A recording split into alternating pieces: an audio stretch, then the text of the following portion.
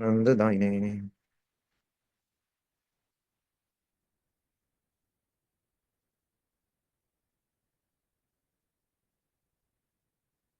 हरे कृष्णा। आप सभी भक्तों का स्वागत है आज की भक्ति शास्त्री कक्षा में। तो हम लोग पांच चौथे अध्याय के 25वें श्लोक तक हम कवर कर चुके थे। आज हमारा टारगेट रहेगा कि 3 श्लोक और कवर करें।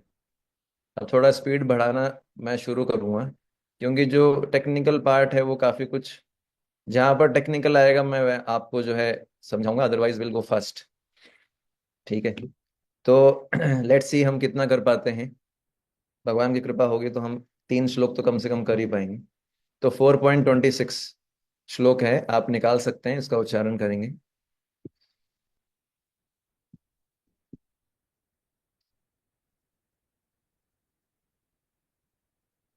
श्रोत्र आदीनि इंद्रियाणि अन्य श्रोत्र आदीनि इन्द्रियाणि अन्ये संयम अग्निषु जुहुवति। संयम अग्निषु जुह्यति। शब्द आदीन विषयान अन्य शब्द आदीन विषया अन्य इंद्रिय अग्निषु जुहुवति।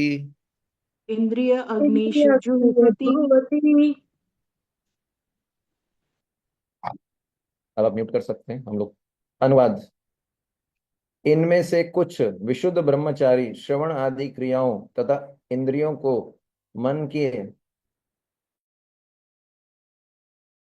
नियंत्रण रूपी अग्नि में स्वाहा कर देते हैं, तो दूसरे लोग नियमित गृहस्थ इंद्रिय विषयों को इंद्रियों की अग्नि में स्वाहा कर देते हैं।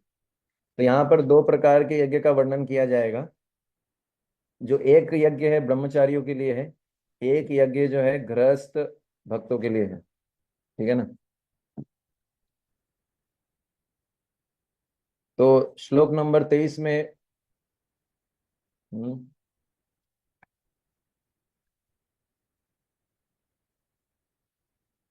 हम्म,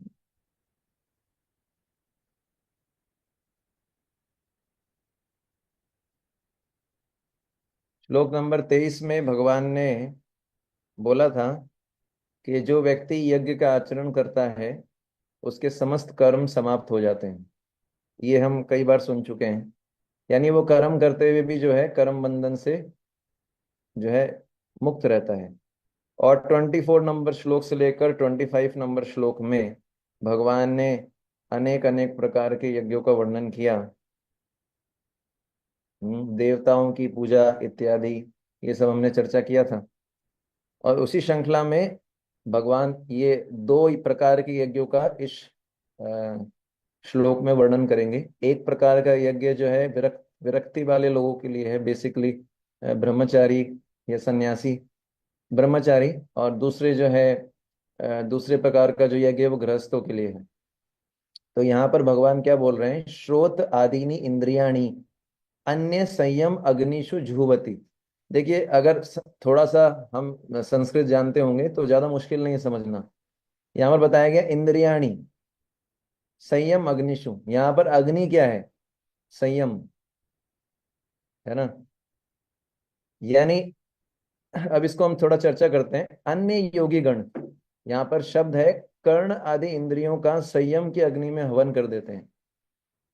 तो यहाँ पर क्या हो रहा है, इंद्रियों का हवन हो रहा है किस में, इंद्रियों का हवन हो रहा है किस में, इंद्रियों का हवन हो रहा है संयम अग्नि में। अब यहाँ पर इंद्रिया या इंद्रियों की इच्छा एक ही बात है।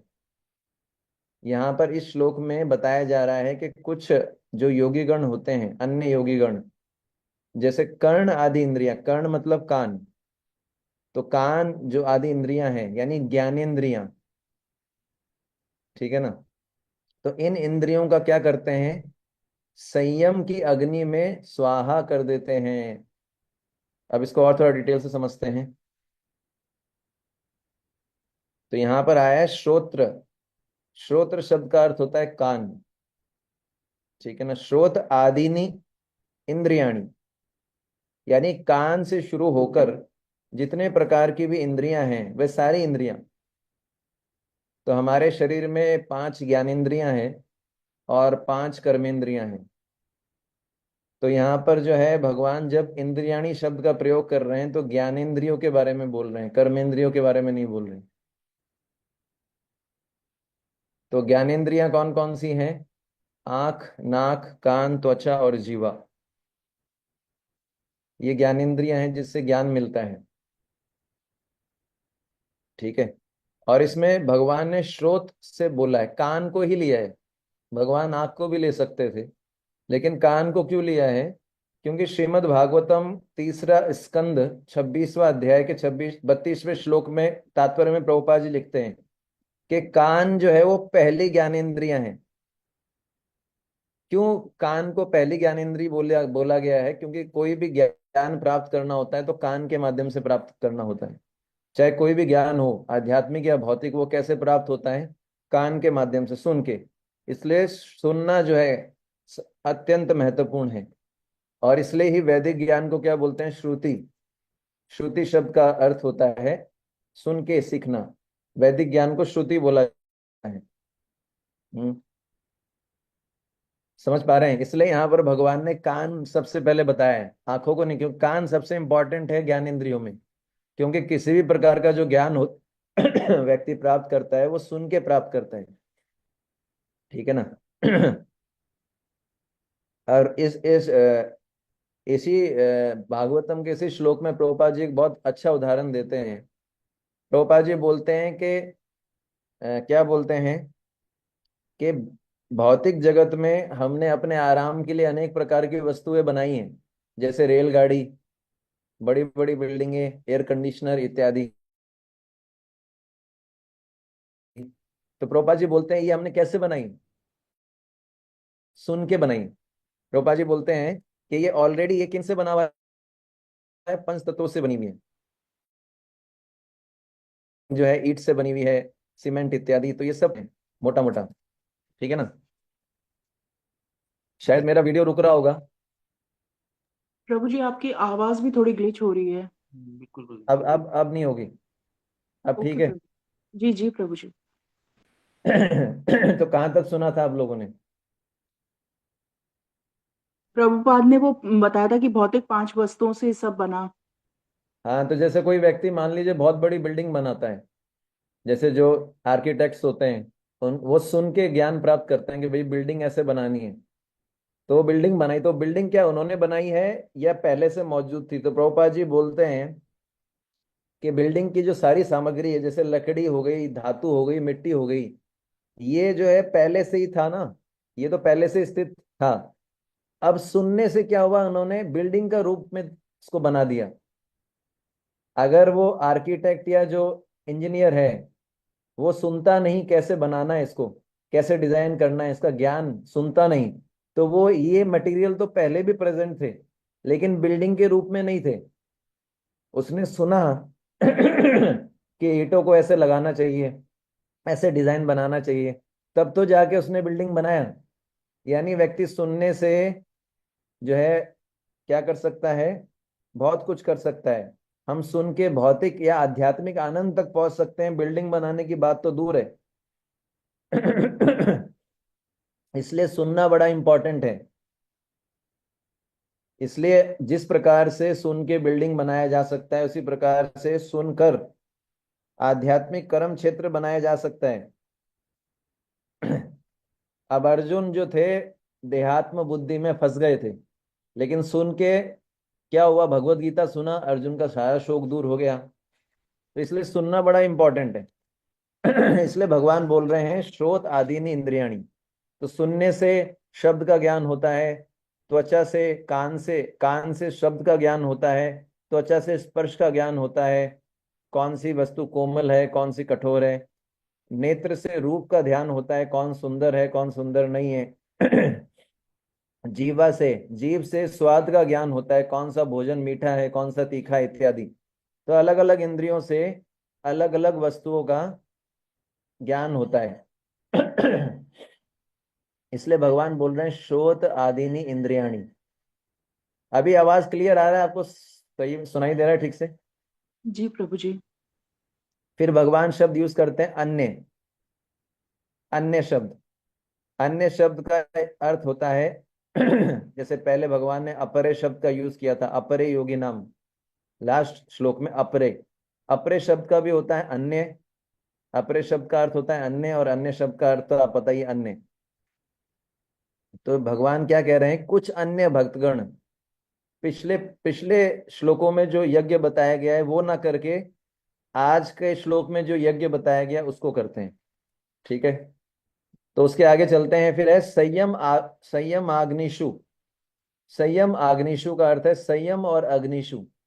संयम का अर्थ है कंट्रोल करना नियंत्रण करना, और अग्निशु का अर्थ है अग्नि।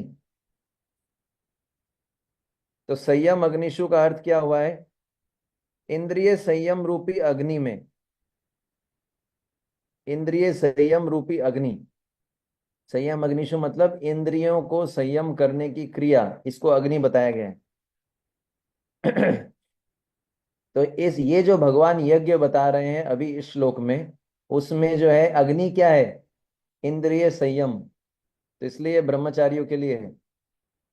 ठीक है, फिर अगर पूरी पंक्ति की व्याख्या करें तो क्या होगा, भगवान बोल रहे हैं कि ये जो यज्ञ मैं बता रहा हूं अभी, इस यज्ञ में हवि क्या है, हवि, हवि का अर्थ होता है हवन सामग्री।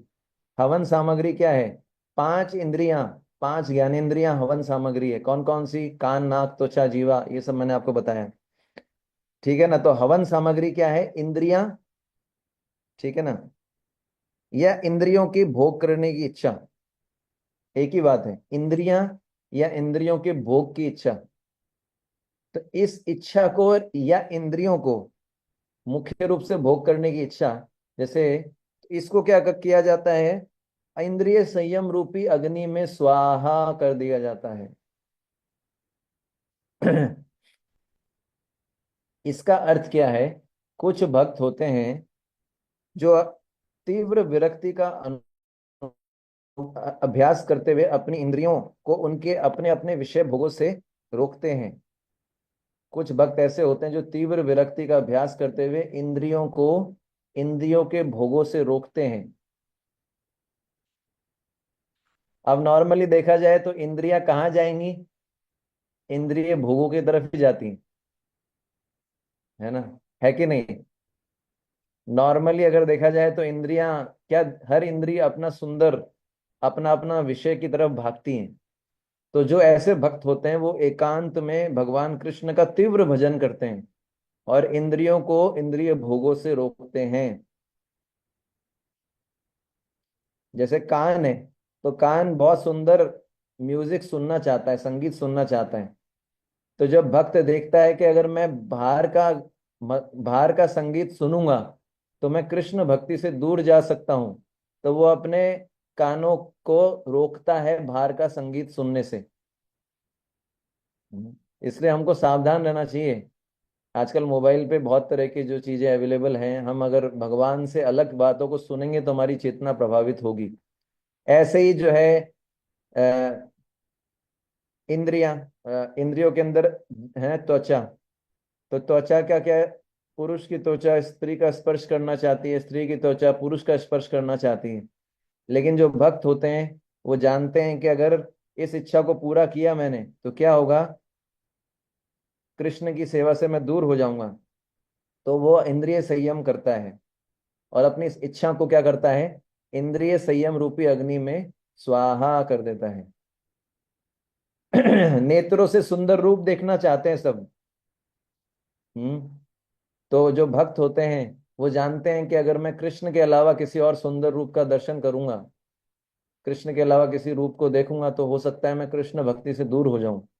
तो वो अपनी इस इच्छा को इंद्रिय संयम रूपी अग्नि में हवन कर देते हैं, इत्यादि उदाहरण के लिए आपने गांधारी जी के बारे में सुना है। गांधारी जो थी धृतराष्ट्र की पत्नी थी। तो गांधारी ने, ये महाभारत के आदि पर्व में वर्णन आता है 109 नंबर अध्याय में। तो गांधारी का विवाह जो है धृतराष्ट्र से उनके माता पिता ने कर दिया था। और जब गांधारी को पता लगा कि धृतराष्ट्र अंधे हैं, तो उन्होंने जो क्या किया, अपनी आंखों पे कई तरह की पट्टी बांध ली, कई कई लेयर्स की पट्टी बांध ली, है ना। तो क्या उनकी इच्छा नहीं थी क्या देखने की?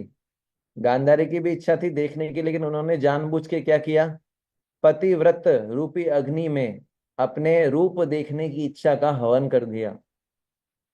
क्योंकि उन्होंने देखा कि मेरे पति अंधे हैं तो मैं क्या करूं। तो उन्होंने जो है अपनी आंखों पे पट्टी बांध ली, हमेशा के लिए, जीवन भर। तो इसको बोलते हैं इंद्रिय संयम। ठीक है। और हम दूसरा उदाहरण देखते हैं छह गोस्वामी का। जो छह गोस्वामी थे, वो जो क्या थे, बहुत धनी परिवार में जन्मे थे और बहुत अच्छे पदों पे नियुक्त थे। लेकिन उन्होंने भगवान कृष्ण की प्रसन्नता के लिए सारे भोगों का त्याग कर दिया और वृंदावन में अत्यंत विरक्त जीवन बिताया। ऐसा बताते हैं कि वो अपने शरीर पे केवल कोपीन बांधते थे, कोपीन और कंथा। कंथा का मतलब जैसे गुदड़ी होती है ना, गुदड़ी, कोपीन और कंथा। और भोजन के लिए क्या करते थे, आटा मांगते थे अलग अलग घरों से, और उसमें पानी मिला के उसकी बाटी, उसका जो है वो बाटी बना के उसको सेकते थे। उसमें नमक भी नहीं मिलाते थे, उसमें नमक भी नहीं मिलाते थे ताकि वो टेस्टी ना लगे। और हमारे साथ क्या है, प्रभु जी थोड़ा अच्छे से डालना, बढ़िया टेस्ट होना चाहिए। आज तो टेस्ट नहीं था प्रसाद में, है ना। समझ पा रहे हैं आप? तो वो जानबूझ के नमक नहीं डालते थे ताकि उनकी ज्यादा जीवा को टेस्ट आएगा तो क्या होगा। समझ पा रहे हैं आप? जीवेर लालसा इति उति धाय, शिशन उदर प्राण कृष्ण नहीं पाए। जो जीव और जो है, जो ऐसा बताया गया, जीव के जीव जबान के चस्के के पीछे भागता है ना, तो क्या होता है, वो पेट और जनेंद्रियों के उसमें फंस जाता है, डिमांड में, और वो कभी कृष्ण को प्राप्त नहीं कर सकता। इसलिए जो है यहाँ पर बताया गया है। और तीव्र भजन में लगे रहते, चाहे सर्दी हो चाहे गर्मी हो, सारा सहन करते थे और तीव्र भजन करते थे। तो ये उदाहरण है। तो प्रभुपाद जी बोल रहे हैं इस श्लोक के तात्पर्य में कि ब्रह्मचारी मनुष्य, मानव जीवन पशुओं की भांति इंद्रिय तृप्ति करने के लिए नहीं बना है। मनुष्य जीवन इंद्रिय तृप्ति के लिए नहीं है ना। तो इसलिए जो है मनुष्य जीवन क्या है, भगवान को प्राप्त करने के लिए है। इसलिए चारों आश्रम इस प्रकार बनाए गए हैं कि हम अपने लक्ष्य को प्राप्त करें। स्पेशली जो ब्रह्मचारी होते हैं, वो प्रामाणिक गुरु की देख रेख में रह के इंद्रिय तृप्ति से दूर रहकर अपने मन को वश में करते हैं। ब्रह्मचारियों के लिए बताया गया है, प्रभुपाद जी बता रहे हैं कि ब्रह्मचारी जो है गृहस्थों के घर पे जाके भिक्षा मांगते थे, और भिक्षा मांग के गुरु के लिए लेके आते थे, खुद नहीं खाते थे। और फिर गुरु आज्ञा देगा तभी भोजन लेते थे। और गुरु अगर भूल जाए आज्ञा देना तो ब्रह्मचारी भोजन नहीं खा सकता। अगर ऐसा नियम आज अप्लाई कर दे तो शायद हो सकता है कि 50-60% डिस्काउंट खाली हो जाए, ज्यादा भी। तो ये जो है ऐसा बताया गया है। तो ये जो होता था, ये इतना कठोर अनुशासन इसलिए होता था ताकि भविष्य में आध्यात्मिक उन्नति कर सकें। आजकल तो डर लगता है, कुछ बोल देंगे तो ब्रह्मचारी मंदिर छोड़ के चला जाएगा।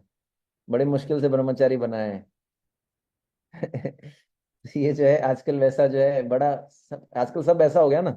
एनीवे, पर जैसा भी है, पहले अलग सिस्टम है, अभी जो है अलग प्रकार का मानसिकता है, इसलिए जो है उसके अनुरूप कार्य करना पड़ता है।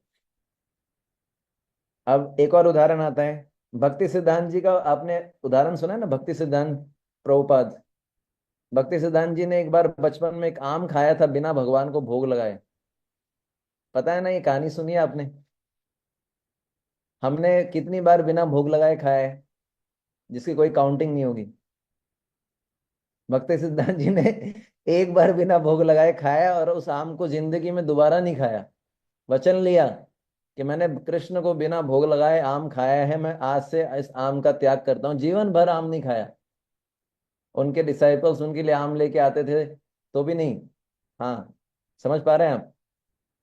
और हम लोग कितनी बार बिना भोग लगाए खा चुके हैं। और आजकल तो ये चलन भी बढ़ता जा रहा है कि प्रभु जी मानसिक रूप से भोग लगा लो, तुलसी डालने का भी जरूरत नहीं, मन के अंदर भोग लगा लो। और हम लोग तो मतलब ऐसा भी देखा है मैंने कई बार साधकों में, भगवान के लिए बना रहे हैं, भगवान के लिए आम काट रहे हैं, खुद आम आम रस पी रहे हैं बिना भोग लगाए। बोले आम का भोग लगा दिया, है ना। भगवान को नमक नहीं, मतलब हर चीज जो हम काम में लेते हैं सबसे बेस्ट है कि उसको भगवान को भोग लगाई जाए। भगवान को बिना नमक की सब्जी भोग लगा दी, खुद सब्जी में नमक डाल के खा रहे हैं। तो ये जो है हम हैं, ये हमारी पहचान। और ये भक्ति सिद्धांत जी, आप देख सकते हैं। तो ये पहले प्रकार का यज्ञ। फिर भगवान दूसरे प्रकार का यज्ञ बता रहे हैं जो गृहस्थों के लिए है। शब्द आदीनि विषयान अन्य इंद्रिय अग्निषु जुह्यति। यानी अन्य योगी गण शब्द आदि विषयों का इंद्रिय रूपी अग्नि में हवन करते हैं। अभी उल्टा हो गया है। पहले इंद्रियों या इंद्रियों की इच्छाओं का संयम रूपी अग्नि में हवन किया था। अब उल्टा हो चुका है। अब विषयों का इंद्रिय रूपी अग्नि में हवन किया जा रहा है। अब विषयों का यानी जो इंद्रियों के विषय हैं उनका इंद्रिय रूपी अग्नि में हवन कर दिया जा रहा है। इसको थोड़ा समझना पड़ेगा क्योंकि ये थोड़ा कंफ्यूजिंग है। ठीक है।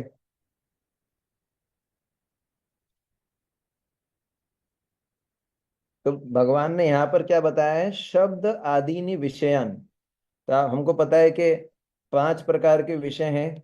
भगवान शुरू करते हैं शब्द से। एक हो गया शब्द, स्पर्श, रूप, रस, गंध।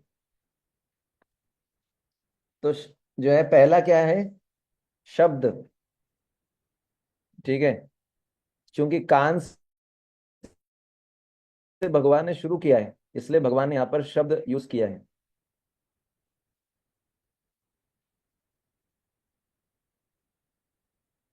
ठीक है।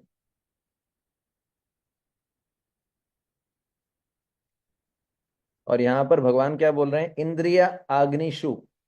इंद्रिय अग्निशु का अर्थ क्या है, इंद्रिय अग्निशु यानी 5 प्रकार की ज्ञानेन्द्रियां रूपी अग्नि में। और झूयति शब्द का अर्थ होता है, झूवती शब्द का अर्थ होता है हवन करते हैं। ठीक है। तो यहाँ पर हवन सामग्री क्या है, यज्ञ होगा तो कुछ तो हवन सामग्री होगी, कुछ अग्नि होगी। तो यहाँ पर हवन सामग्री क्या है, शब्द, रस, रूप, गंध, 5 प्रकार के इंद्रिय विषय। और यहाँ पर अग्नि क्या है, कान, नाक, त्वचा, जीवा, इंद्रियां यहाँ पर अग्नि है। तो अब जो है आप अब ये अब जो है मन में ये प्रसन्नता होगी जान के, अरे भगवान तो बोल रहे हैं इंद्रिय विषयों को इंद्रियों में हवन कर दो। हाँ, इंद्रिय भोग करने के लिए बोल रहे हैं, भगवान इतने बढ़िया है हमारे। ऐसा नहीं बोल रहे भगवान। समझ पा रहे हैं। प्रभु हाँ। जी, सॉरी मैं डिस्टर्ब कर रही हूँ, एक बार आप प्लीज फिर रिपीट कर देंगे कि यहाँ पे हवन सामग्री आपने विषय बताए, और उसके हवन, आगे आप जी प्रभु जी एक बार रिपीट करें प्लीज। हाँ, हवन सामग्री यहाँ पर विषय है, इंद्रिय के विषय। और अग्नि क्या है, इंद्रियां। तो जब हवन सामग्री को अग्नि में डालेंगे यानी इंद्रिय विषयों को इंद्रियों से स्पर्श कराया जाएगा, तो उससे सुख उत्पन्न होता है कि नहीं होता। यही तो सुख है संसार में। तो ऐसा लग सकता है अरे भगवान तो बोल रहे हैं इंद्रिय तृप्ति करने के लिए, है ना। समझ में आ रहा है। भगवान तो बोल रहे हैं इंद्रिय तृप्ति करने के लिए, ऐसा नहीं है। प्रभु जी थोड़ा कठिन लग रहा है ये। हाँ, हरे कृष्ण माता जी। हरे कृष्णा प्रभु जी, थोड़ा कठिन लग रहा है ये, थोड़ा अंदर नहीं जा रहा है। अंदर नहीं जा रहा है, सर्दी ज्यादा है। इंद्रिय मतलब, भोग देता है। हाँ, मैं वो बता रहा हूँ कि यहाँ पर इंद्रियों की तुलना अग्नि से की गई है। अग्नि में क्या डाला जाता है, यज्ञ में घी डालते हैं ना, यज्ञ की सामग्री डालते हैं ना। तो यहाँ पर भगवान बोल रहे हैं कि यहाँ पर अग्नि क्या है, यज्ञ की इंद्रियां हैं। और यहाँ पर हवन सामग्री क्या है, इंद्रियों के विषय। एक तरफ तो भगवान गीता में बोलते हैं कि इंद्रिय विषयों को इंद्रियों से स्पर्श करके जो सुख प्राप्त होता है वो क्या है, दुख का कारण बनता है। सुना है ना आपने, सुना है ना, भगवत गीता में बताते हैं भगवान, इंद्रिय विषयों को इंद्रियों से स्पर्श कराया जाए। जैसे मान लीजिए आपको बहुत भूख लग रही हो, कल ऐसे ही हुआ। कल हम लोग प्रसाद पा रहे थे लेकिन भोग की इच्छा हो गई हमारे अंदर। तो हमने जो है 2 टाइम का प्रसाद एक बार में पा लिया। तो पाते समय तो पता नहीं लगा, खूब सारा प्रसाद पा लिया, लेकिन उसके बाद पूरे दिन समस्या आई। तो क्या हुआ, उस समय तो आनंद आ रहा था लेकिन बाद में वो क्या हो गया, जैसे इंद्रिय इंद्रियों को स्पर्श करते हैं, इंद्रिय के विषय, है ना। जीवा को स्पर्श किया, अच्छे अच्छे खाने के पदार्थ, उसमें हलवा था, उसमें सब्जी थी, उसमें चपाती थी, उसमें राइस था, है ना। तो इंद्रियों को बड़ा अच्छा लगता है ना। तो भगवान बता रहे हैं, यहाँ किसी के मन में विचार आ सकता है, अरे भगवान इंद्रिय तृप्ति के लिए क्यों मोटिवेट कर रहे हैं। अब समझ में आया आपको? इसको जी सुनेंगे प्रभु। तो समझ में, इसको और सुनेंगे तो समझ में आएगा। तो भगवान यहाँ पर विषयों को भोगने के लिए नहीं बात कर रहे हैं, बल्कि विषयों का हवन करने की बात कर रहे हैं। विषयों को भोगना नहीं है, विषयों का हवन करना है। प्रभु जी ये क्या होता है? भोग करना, हवन करना, दोनों एक ही तो बात है। इंद्रियों में जैसे ही डालते हैं विषय तो क्या होता है? इंद्रिय तृप्ति कहलाती है ना। जैसे ही इंद्रियों के विषय इंद्रियों को स्पर्श करते हैं तो क्या होता है? उसी को तो इंद्रिय तृप्ति बोलते हैं। समझ में आ रहा है? जैसे आपने सुंदर रूप देखा, कृष्ण के अलावा कोई सुंदर रूप देखा, आपकी आंख देख रही है, तो उसको क्या बोला जाएगा? इंद्रिय तृप्ति बोला जाएगा ना। तो भगवान बोल रहे हैं इंद्रिय तृप्ति नहीं करनी है, बल्कि विषयों का हवन करना है। इसको कैसे समझे? भाई आंख से कोई सुंदर रूप देखेंगे, दूसरे पुरुष, जैसे पुरुष के लिए स्त्री, स्त्री के लिए पुरुष, तो मन में इच्छा होती है ना, देखते ही रहें। इसको तो इंद्रिय तृप्ति बोलते हैं। लेकिन भगवान बोल रहे हैं यहाँ पर इंद्रिय तृप्ति नहीं करनी, विषयों का हवन करना है। अब इसको कैसे समझे? अब आप ध्यान से सुनिएगा। तीसरे अध्याय भगवत गीता के 40वें श्लोक में भगवान कहते हैं कि हमारी ज्ञानेंद्रियां, उसमें काम शत्रु का निवास होता है, जो अग्नि के समान है। और इंद्रियों के जो शब्द हैं, वह इंद्रियों के जो शब्द आदि विषय हैं, वह क्या है? ईंधन के या घी के समान है। तीसरे अध्याय का 40 नंबर श्लोक आप पढ़ेंगे ना, उसमें भगवान काम शत्रु के बारे में बोलते हैं। ठीक है।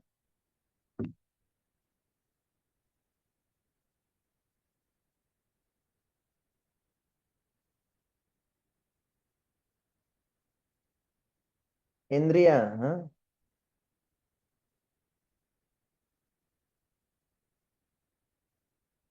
ठीक है।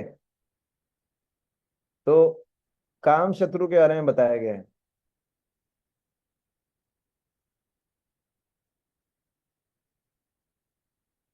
और 37 नंबर श्लोक में भगवान बोलते हैं काम ऐसा क्रोध ऐसा रज समुद्भव। तो हमारी इंद्रियां क्या हो गई? ज्ञानेंद्रियां। भगवान, अर्जुन ने पूछा था भगवान से गीता में कि मेरे शत्रु कहाँ हैं, तो भगवान ने बोला तुम्हारा शत्रु काम है, जो ना चाहते हुए पाप करवाता है। फिर अर्जुन ने पूछा ये शत्रु कहाँ है? भगवान ने बोला ये तुम्हारी इंद्रियों में है। इंद्रियों का अर्थ है ज्ञानेंद्रियां। तो हमारे सबके ज्ञानेंद्रियों में कौन बैठा है? काम शत्रु। ठीक है ना। इस काम शत्रु को अग्नि से भी तुलना किया गया है, काम की अग्नि। और काम की अग्नि में जितना भी इंद्रिय विषय डालोगे, काम की अग्नि बुझती है या बढ़ती है? जैसे आपने अग्नि जलाई, उसमें पेट्रोल डाल दिया खूब सारा, एक बार के लिए अग्नि कम हो जाएगी, लेकिन फिर और तेजी से जलती है कि नहीं जलती? अब ऐसे कई लोग मिलेंगे संसार में जो बोलते हैं भाई भोग करो, इतना भोग करो, इतना भोग करो कि भोग करके थक जाओ।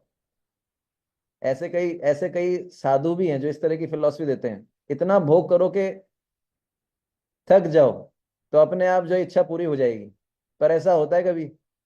कितने ही गुलाब जामुन हमने अपने जीवा पे डाल दिए, कितने कितने, अभी गिनती है अभी तक आपने अपने जीवन में कितने गुलाब जामुन खाए होंगे?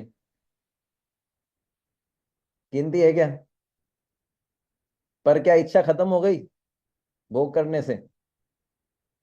ऐसे ही हर इंद्रिय का भोग हमने कितनी बार ही किया है, पर इच्छा खत्म हो गई। जितना करते हो उतना और बढ़ता है। इसको समझ पा रहे हैं आप? तो यहाँ पर जितना इंद्रिय विषयों को अगर हम अपनी काम रूपी अग्नि में डालेंगे, उतना काम रूपी अग्नि और तेजी से जलती है।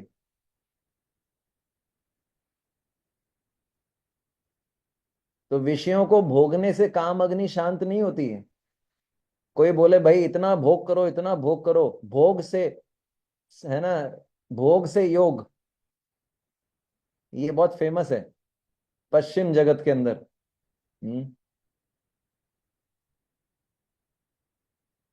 भोग से योग, भोग से कभी योग होता है? भगवान कृष्ण बोलते हैं भोग का त्याग करना पड़ेगा।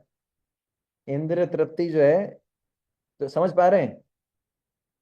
तो जितना इंद्रिय विषयों को डालते हैं काम रूपी अग्नि में, उतना काम रूपी अग्नि और जलती है। तो इंद्रिय विषयों में भगवान बोलते हैं आप समझ रहे हैं, जितना इंद्रिय विषयों में, इंद्रिय विषयों को डाला जाएगा काम रूपी अग्नि में, उतना काम रूपी अग्नि प्रज्वलित होती है। तो यहाँ भगवान बोल रहे हैं कि इंद्रिय विषयों को डालो किसमें? इंद्रियों में। तो फिर तो काम अग्नि जलेगी? ऐसा नहीं है। जो भक्त होते हैं, अब इसको ध्यान से सुनिएगा। जो भगवान के भक्त होते हैं वे रजोगुण से ऊपर उठ जाते हैं। जो भक्त होते हैं वो रजोगुण से ऊपर उठ जाते हैं, इसलिए उनकी इंद्रियों में काम अग्नि का निवास नहीं होता। काम अग्नि जब तक ही रहती है इंद्रियों में, जब तक हम रजोगुण में हैं।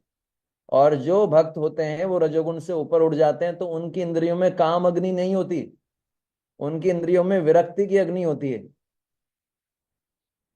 और ये जो विरक्ति की अग्नि है, ये काम रूपी अग्नि को भी जला देती है। समझ में आया? अभी हम सब रजोगुण में हैं, तमोगुण में हैं, इसलिए हमको भोगने की इच्छा होती है। जैसे कोई इंद्रिय विषय दिखता है, भोगने की इच्छा होती है।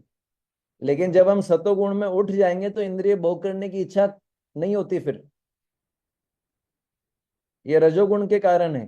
तो जो भक्त होते हैं वो रजोगुण से ऊपर उठ जाते हैं, तो उनके इंद्रियों में जो अग्नि होती है वो काम अग्नि ना होके कौन सी अग्नि होती है? विरक्ति की अग्नि। और ये विरक्ति की जो अग्नि होती है काम अग्नि को भी जला देती है।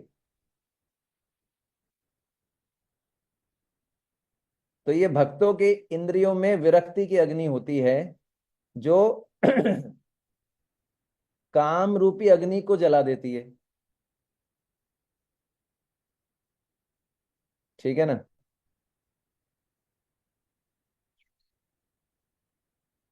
तो प्रभु जी, अगर इसको हम ऐसे शॉर्ट में बोलना चाहें तो जो पहला वाला यज्ञ बताया उसमें संयम रूपी अग्नि है, और जो अभी दूसरा वाला यज्ञ आप बता रहे हैं इसमें विरक्ति रूपी अग्नि है, ऐसे ही है ना प्रभु जी?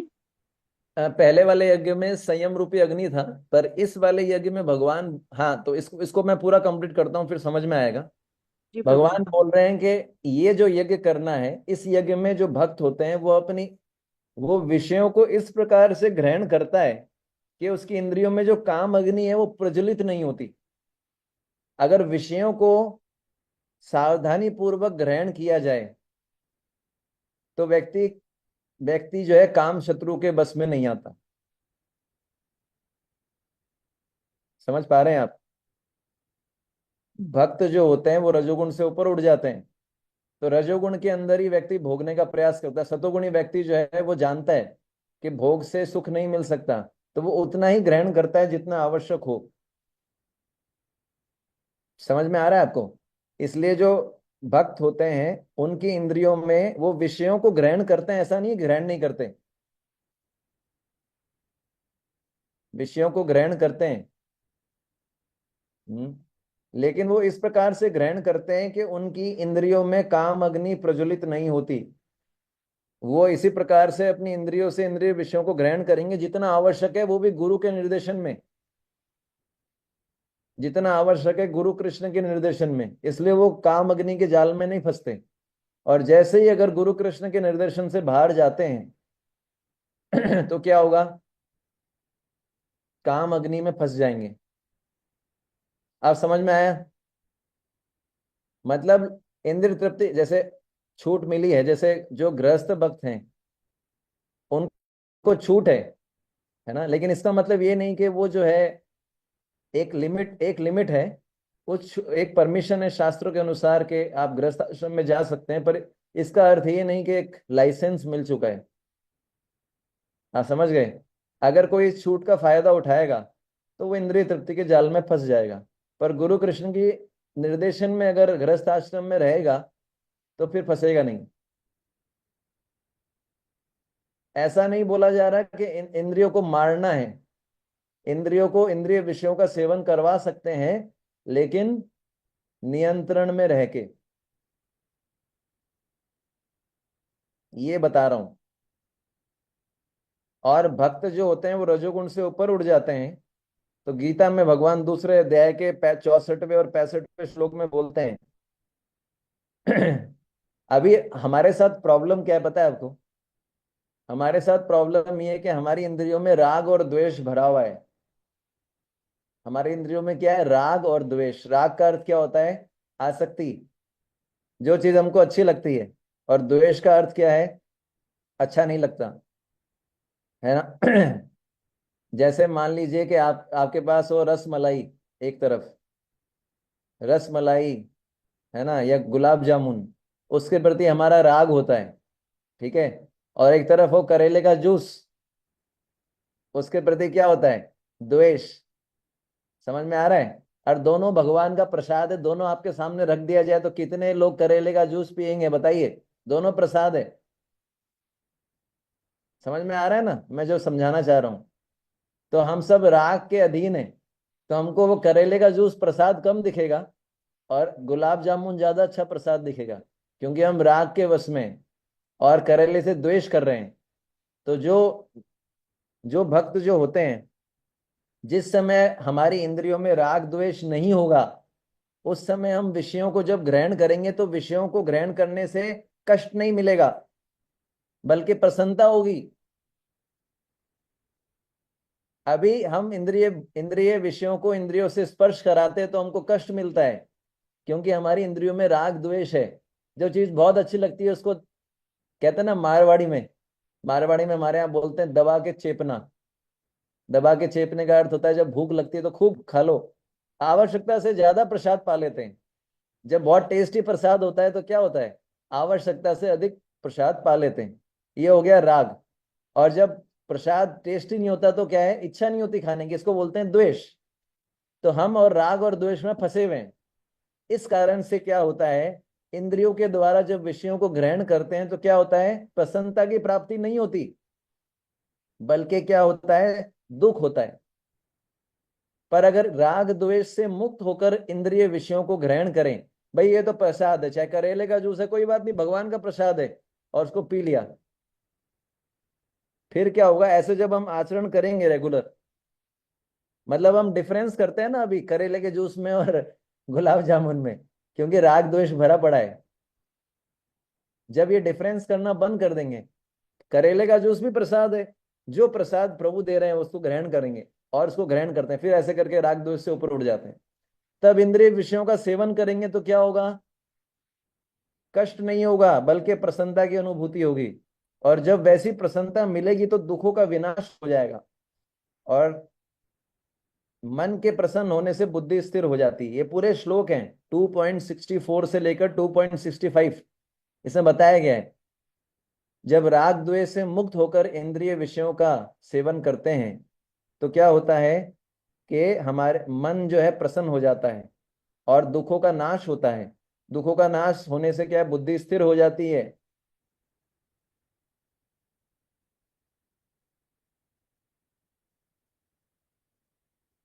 और ये ऐसे हो नहीं सकता इतनी आसानी से, इसके लिए गुरु की आवश्यकता होती है। ऐसे ही सेवा में भी होता है। ये सेवा मुझे बहुत पसंद है, राग और द्वेष। ये लेक्चर मुझे बहुत पसंद है, राग और द्वेष। हम सब फंसे हुए हैं इसमें। समझ में आ रहा है?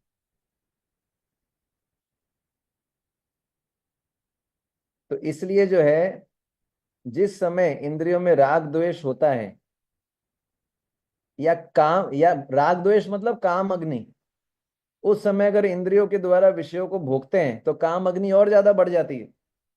और एक बार काम अग्नि बढ़ गई तो क्या होगा? भगवान बताते हैं 2.62-63 में, काम से क्या उत्पन्न आएगा? क्रोध। क्रोध से क्या आएगा? सम्मोह। सम्मोह से क्या होगा? स्मरण शक्ति भ्रमित। स्मरण शक्ति भ्रमित से क्या होगा?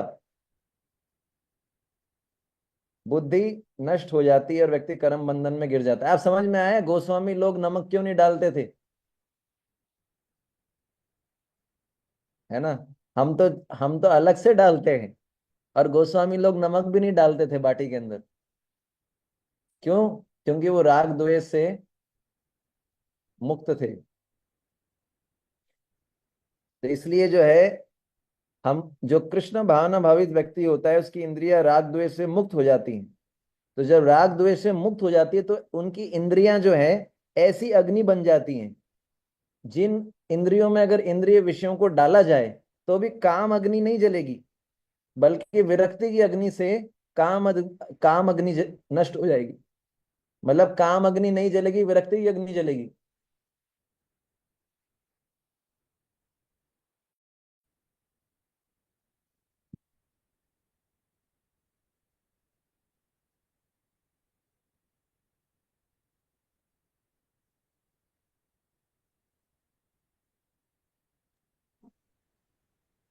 हरे कृष्णा, आवाज बंद हो गई क्या? हाँ माता जी, मैं कुछ बोल ही नहीं रहा। अच्छा अच्छा, सॉरी। समझ में आया? अब समझ में आ रहा है हमारे से गड़बड़ कहाँ होती है। देखिए कितना हंस रहे हैं सब लोग, कितना खुश हो रहे हैं। हमारे बारे में सुन के इतना आनंद आता है। और प्रभु जी और गुणगान होना चाहिए हमारा, और गुणगान होना चाहिए।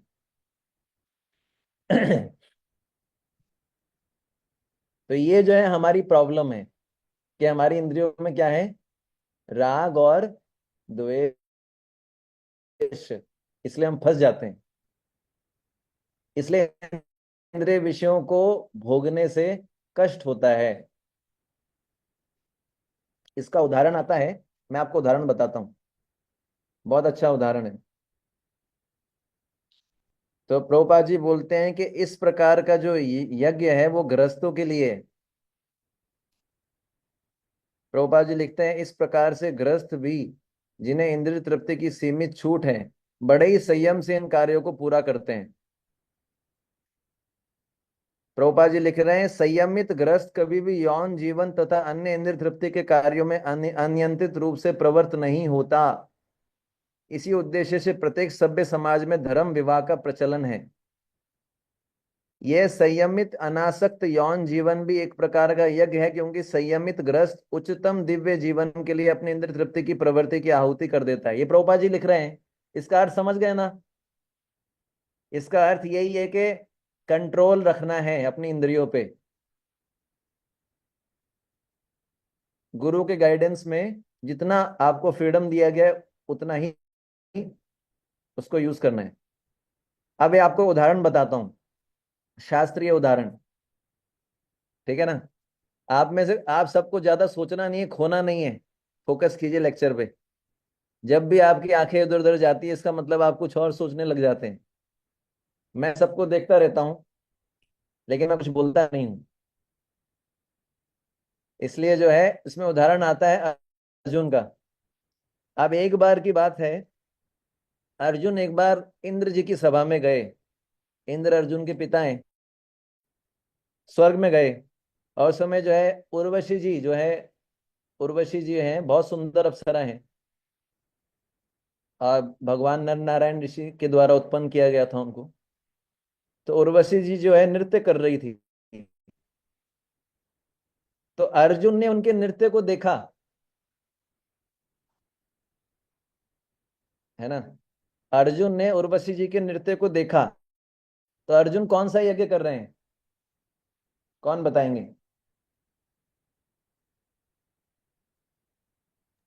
हरे कृष्णा प्रभु जी, ये विरक्ति यज्ञ ही था इनका, क्योंकि जैसे स्टोरी आगे बढ़ती है तो वो अट्रैक्ट नहीं हुए थे उनपे।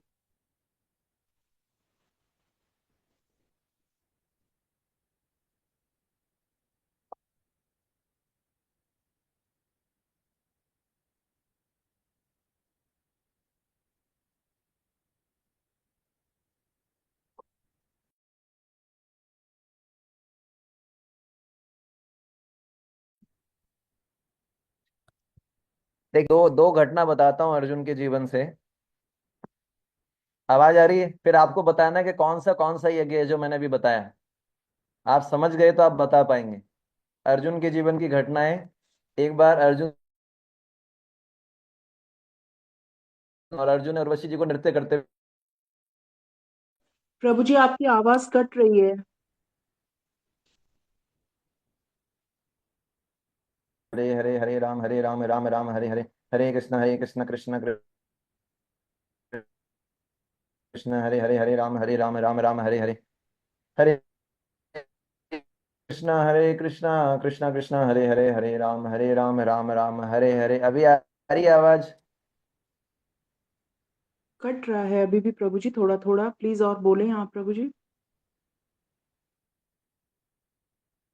राम राम हरे हरे, हरे कृष्णा कृष्णा हरे हरे, हरे राम राम राम हरे हरे, हरे कृष्णा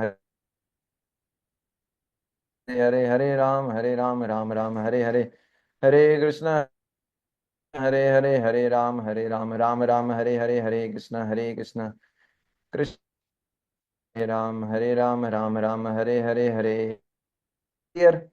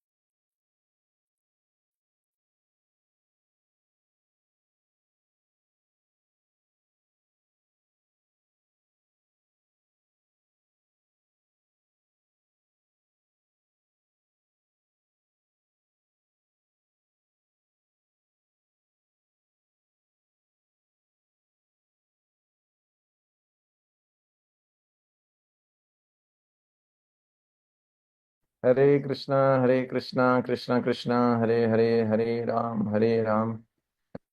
राम राम हरे हरे, मेरा आवाज आ रहा है अभी क्लियर? जी प्रभु जी।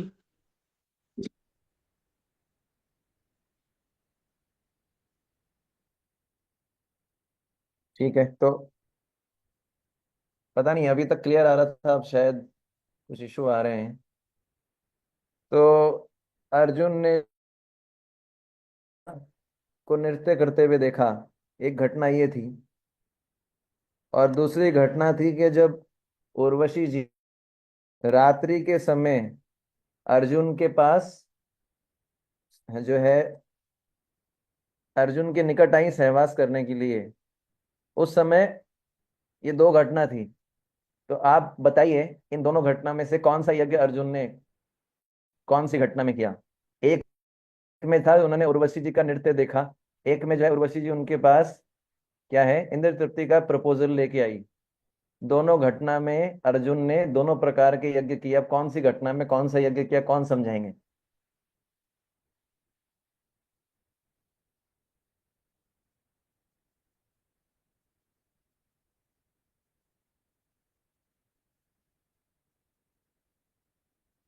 आवाज आ रही है मेरी?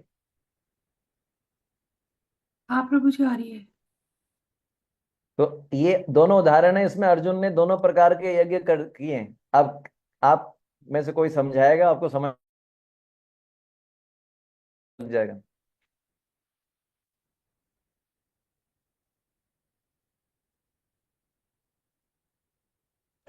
हरे कृष्णा प्रभु जी।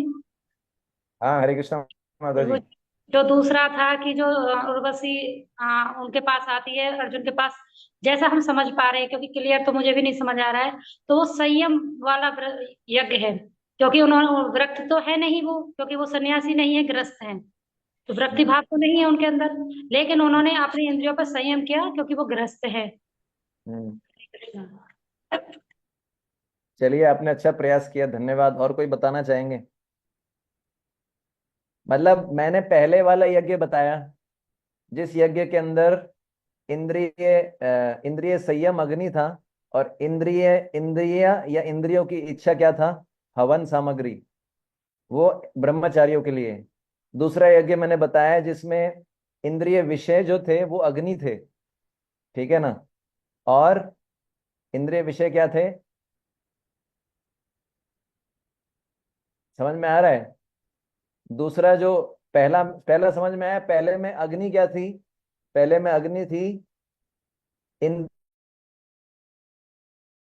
पहले के अंदर अग्नि थी इंद्रिय संयम, और विषय थे इंद्रियां या इंद्रियों की भोग की इच्छा, दूसरे के अंदर इंद्रिय विषय हो गए क्या, हवन की सामग्री, और इंद्रियां हो गई अग्नि, जो गृहस्थों के लिए है।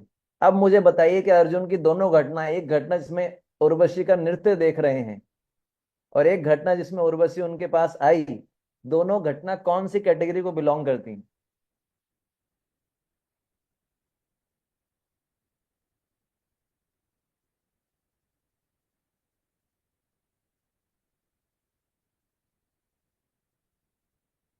अगर आपने गलत उत्तर दिया तो 1000 रुपीज मैं स्कैनर भेज रहा हूँ पेटीएम का। हरे कृष्णा प्रभु जी। प्रभु जी, जो पहली आप वाली घटना थी जिसमें उर्वशी नृत्य कर रही थी, उस समय जो अर्जुन का भाव था वो गृहस्थ वाला भाव था। और जो सेकंड घटना हुई थी जब उर्वशी रात्रि को सहवास के लिए आई थी, उस समय हाँ, ब्रह्मचारी वाला अग्नि थी प्रभु जी, वो ब्रह्मचारी वाला बिल्कुल भाव था। सही जवाब, आप समझ गए। बिल्कुल सही जवाब आपका। तो कुलदीप प्रभु जी के लिए एक बार हरि बोल बोलेंगे, क्योंकि हरे कृष्णा बहुत लंबा होता है, इसलिए हरि बोल, क्योंकि फिर टाइम कम है। हरि बोल। समझ हरी में बोल। आया? उसमें पॉइंट ये है कि अर्जुन जो है उर्वशी जी का नृत्य देख रहे हैं, तो अर्जुन की जो आंख है वो क्या है, उर्वशी जी का जो रूप है वो क्या है, वो हो गया इंद्रिय विषय। ठीक है। और अर्जुन की इंद्रियां यानी आंख, वो क्या हो गई, अग्नि। तो उर्वशी का रूप, नाचता हुआ रूप, क्या हो गया, इंद्रिय विषय। अर्जुन की आंख रूपी इंद्रियों में उसका हवन हो रहा है। यानी अर्जुन उनको देख तो रहे हैं, इसका मतलब समझ रहे हैं ना, अर्जुन उनको देख रहे हैं, इसका मतलब क्या कर रहे हैं, विषयों का सेवन कर रहे हैं। लेकिन अर्जुन जो है, अर्जुन की इंद्रियां राग द्वेष से ऊपर उठ चुकी हैं, इसलिए वो फंसे नहीं। समझ में आया? दूसरा जो केस है उसमें जब आई उर्वशी जी, तो अर्जुन ने क्या किया वहां पर, इंद्र तृप्ति की इच्छा थी उर्वशी जी की या अर्जुन की, अर्जुन ने क्या किया, संयम रूपी अग्नि में स्वाहा। तो जो समझ में आया अब आपको? अब क्लियर हो रहा है ना, दोनों यज्ञ अब क्लियर हुए।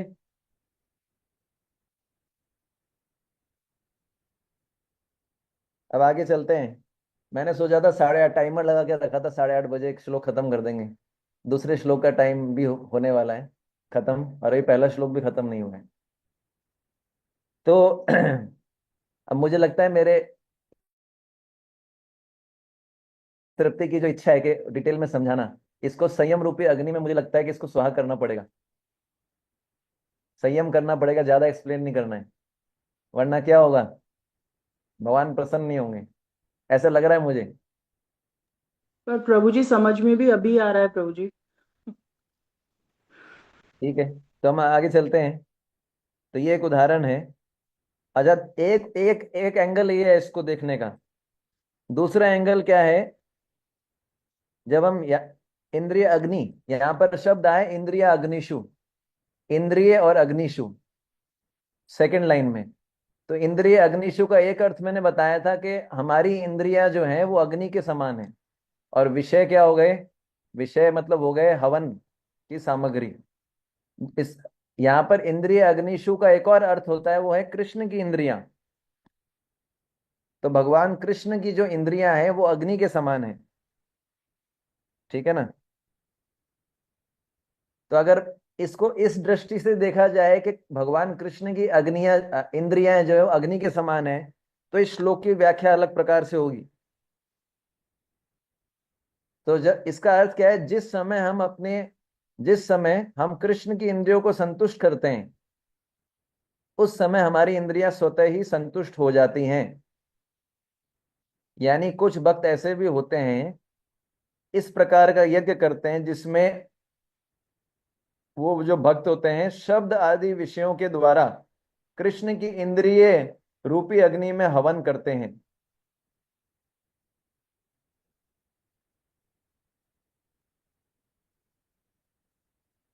समझ में आया? इंद्रिय अग्निशु का पहला अर्थ था हमारी इंद्रियों के लिए, इंद्रिय अग्निशु का दूसरा अर्थ है कृष्ण की इंद्रियों के लिए। का उदाहरण इसका उदाहरण है, जब रास नृत्य चल रहा था, तो गोपियां जब कृष्ण के साथ रास नृत्य कर रही थी, तो उस समय भगवान कृष्ण की जो पांचों इंद्रियां हैं, उन्होंने, गोपियों ने क्या किया, 5 प्रकार के विषयों का हवन करवाया। शब्द, स्पर्श, रूप, रस, गंध। जब गोपियां भगवान कृष्ण के साथ रास नृत्य कर रही थी, तो कृष्ण भगवान कृष्ण की इंद्रियों में क्या कर रही थी, इंद्रिय विषयों का हवन कर रही थी। यानी कृष्ण की संतुष्टि के लिए सारे कार्य हो रहे थे। गोपियां अपने शरीर को सजा के आई थी ताकि कृष्ण उनको देख के प्रसन्न हो।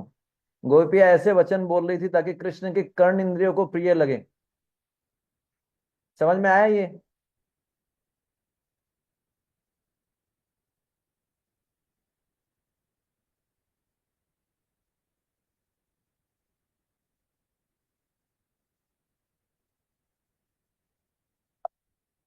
अब हम अगले श्लोक पे चलेंगे।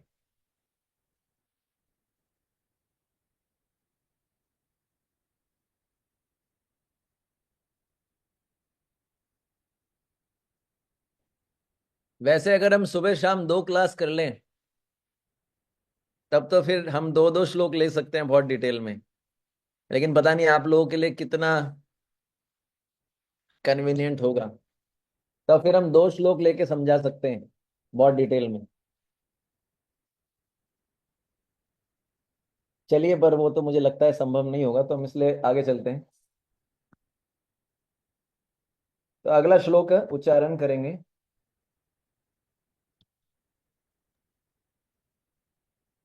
ठीक है, 4.27।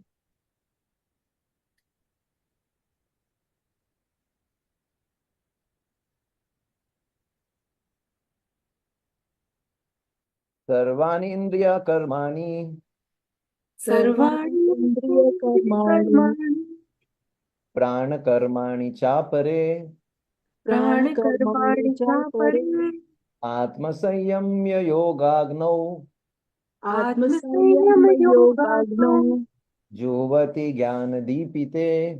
जुह्वति ज्ञानदीपिते। अनुवाद। दूसरे जो मन तथा इंद्रियों को वश में करके आत्म साक्षात्कार करना चाहते हैं, वे संपूर्ण इंद्रियों तथा प्राण वायु के कार्य को संयमित मन रूपी अग्नि में आहुति कर देते हैं। ठीक है, तो ये जो श्लोक है, इसमें भगवान ऐसे यज्ञ का वर्णन कर रहे हैं जिसमें समस्त इंद्रियों के कर्म तथा प्राणों के कर्म हवन सामग्री है। अब यहां पर देखिए, ये जो यज्ञ है, 27 नंबर श्लोक में भगवान जो यज्ञ के बारे में बता रहे हैं, उसमें अग्नि क्या है? उसमें अग्नि है आत्म संयम योग। यहां पर अग्नि क्या है? आत्म संयम योग। और हवन सामग्री क्या है? हवन सामग्री है सर्वाणी इंद्रियाणी कर्माणि प्राण कर्माणि। यानी सारी इंद्रियों के और प्राणों के कार्य, ये क्या हो गए? हवन सामग्री। अग्नि क्या हो गई? आत्म संयम योग। ये अग्नि है। समझ में आया आपको? अग्नि क्या है, कौन बताएंगे? आत्म संयम योग बता रहे हैं आप प्रभु जी। हाँ, और हवन सामग्री क्या है? जी प्रभु जी, सर्वाणी इंद्रियाणि कर्माणि प्राण कर्मति, इसमें कर्माणि, इसमें शायद दो चीजें बताई हैं। इसका अर्थ क्या है? सर्वाणी इंद्रियाणी कर्माणि प्राण कर्माणि का अर्थ क्या है? प्रभु जी, सर्वाणी इंद्रियाणि कर्माणि का तो समझ में आ रहा है, इसका वर्ड समझ के, कि जो भी इंद्रियों के कर्म होते हैं जो किए जाते हैं इंद्रियों द्वारा।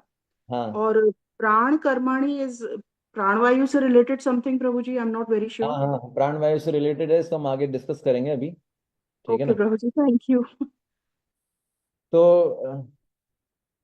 यहाँ पर भगवान बता रहे हैं कि सारे इंद्रियों के और प्राणों के कर्म क्या है? हवन सामग्री। और जो है, यहाँ पर अग्नि क्या है? आत्म संयम योग। तो आत्म संयम योग रूपी अग्नि में सारे इंद्रिय और प्राणों के कार्यों को या कर्मों को हवन करो, स्वाहा करो।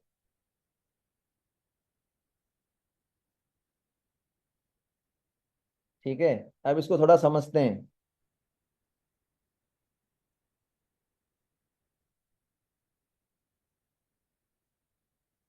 यहाँ पर भगवान ऐसे, हाँ, यहाँ पर भगवान ऐसे समाधि की अवस्था की बात कर रहे हैं जिसमें कोई भी व्यक्ति ना तो, जो भी सारे कार्य हैं जैसे हिलना डुलना श्वास लेना, सब बंद कर देता है।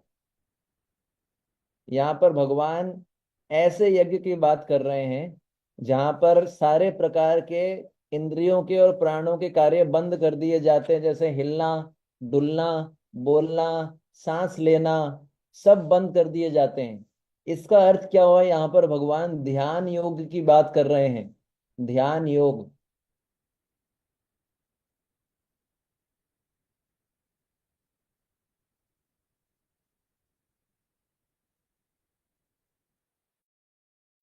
ठीक है।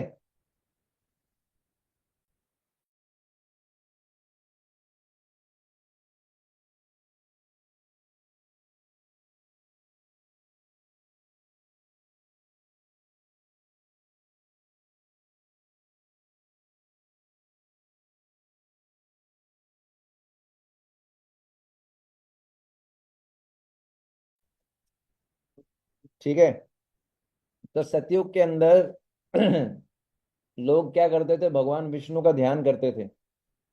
उससे जो फल प्राप्त होता था वो कलयुग में कैसे प्राप्त हो सकता है? प्रभु जी संकीर्तन यज्ञ द्वारा। हाँ, तो यहाँ पर जो बताया गया ध्यान योग के बारे में बताया गया है ना। अपने इंद्रियों के प्राणों के सारे कार्यों को बंद कर दो, तो ना तो बोलो ना खाओ ना श्वास लो, बिल्कुल कोई कार्य नहीं करना, समाधि। तो ये जो विधि बताई गई है, भगवान ध्यान योग की विधि का यज्ञ के रूप में वर्णन कर रहे हैं। हालांकि भगवान चाहते हैं अर्जुन से कि अर्जुन तुम तो युद्ध ही करो। भगवान ध्यान योग की विधि बता रहे हैं अर्जुन को, लेकिन भगवान अर्जुन से चाहते हैं कि तुमको ये वाली विधि फॉलो नहीं करनी है। तुमको क्या करना है? तुमको तो युद्ध ही करना है। ठीक है, अब हम इसको थोड़ा डिटेल में डिस्कस करेंगे। तो ध्यान योग की विधि में क्या होता है, जो योगी होता है वो अपनी इंद्रियों को इंद्रियों के विषयों से हटा लेता है मन की सहायता से। जैसे देखना सुनना सूंघना स्पर्श करना आस्वादन करना ग्रहण करना बोलना चलना फिरना, ये सारे कार्यों को छोड़ देता है और समाधि में चले जाता है। इसी को यहाँ पर बताया गया है।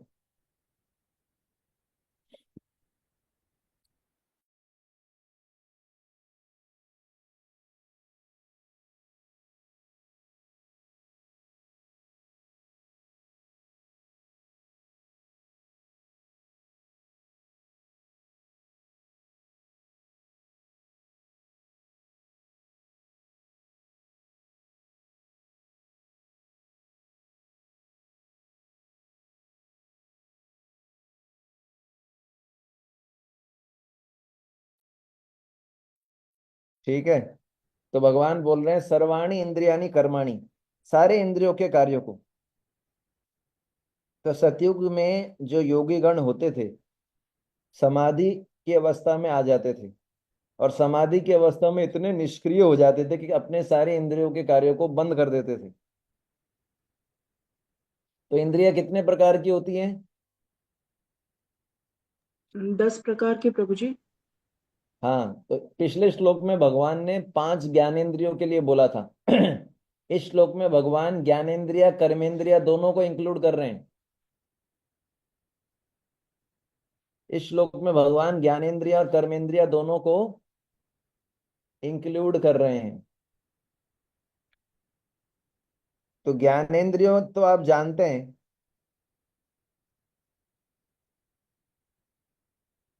तो जब योगी समाधि की अवस्था में होता है तो ना तो किसी प्रकार का शब्द सुनता है, ना किसी प्रकार के स्पर्श का अनुभव होता है उसको, ना किसी प्रकार के दृश्य देखता है, ना किसी प्रकार का रस का आस्वादन करता है जिह्वा के द्वारा, ना किसी प्रकार की गंध को सूंघता है, बिल्कुल निष्क्रिय हो जाता है।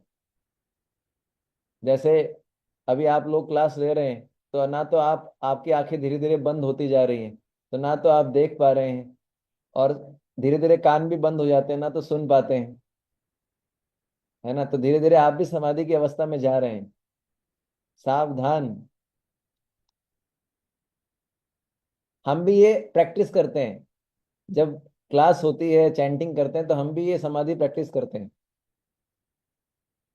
लेकिन प्रसाद के समय ये समाधि प्रैक्टिस नहीं करते। प्रसाद के समय तो भैया आप जानते हैं। तो ऐसी समाधि किसने प्रैक्टिस की थी, इसका शास्त्रीय उदाहरण है शमिक शमिक मुनि ने। श्रीमद् भागवतम के प्रथम स्कंद के 18वें अध्याय में वर्णन आता है। जो परीक्षित महाराज थे, वो उनको प्यास लगी, तो एक मुनि थे जिनका नाम था शमिक मुनि। तो जब शमिक मुनि के आश्रम में गए पानी की तलाश में, तो उन्होंने देखा शमिक मुनि शांति से बैठे हुए हैं, समाधि की अवस्था में हैं।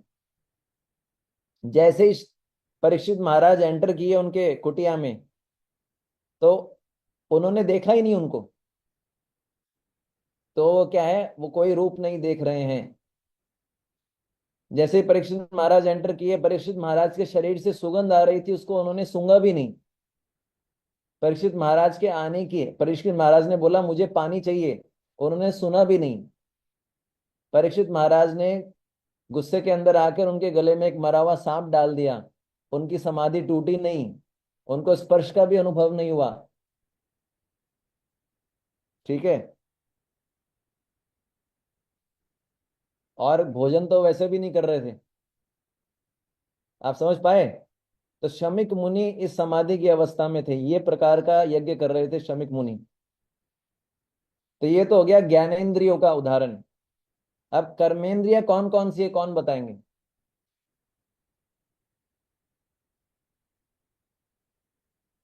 प्रभु जी, हाथ पैर और मलद्वार।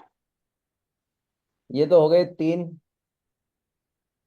दो हाथ दो पैर और नहीं।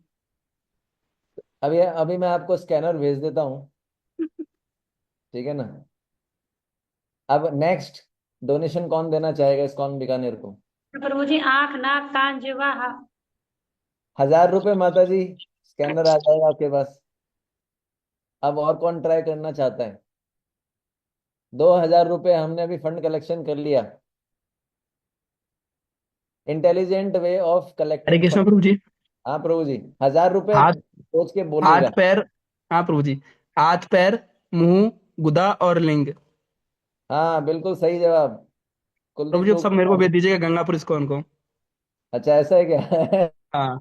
प्रभु जी, अब ब्राह्मण को जो दान मिल जाता है, उसको जो है कोई और लेता है। आप जानते हैं ना, एक वो जो स्टोरी सुनी थी ना आपने, वो गाय दान करते हैं। मैं राजा का नाम भूल जाता हूँ, कृष्णा बुक में आता है ना। जी प्रभु जी।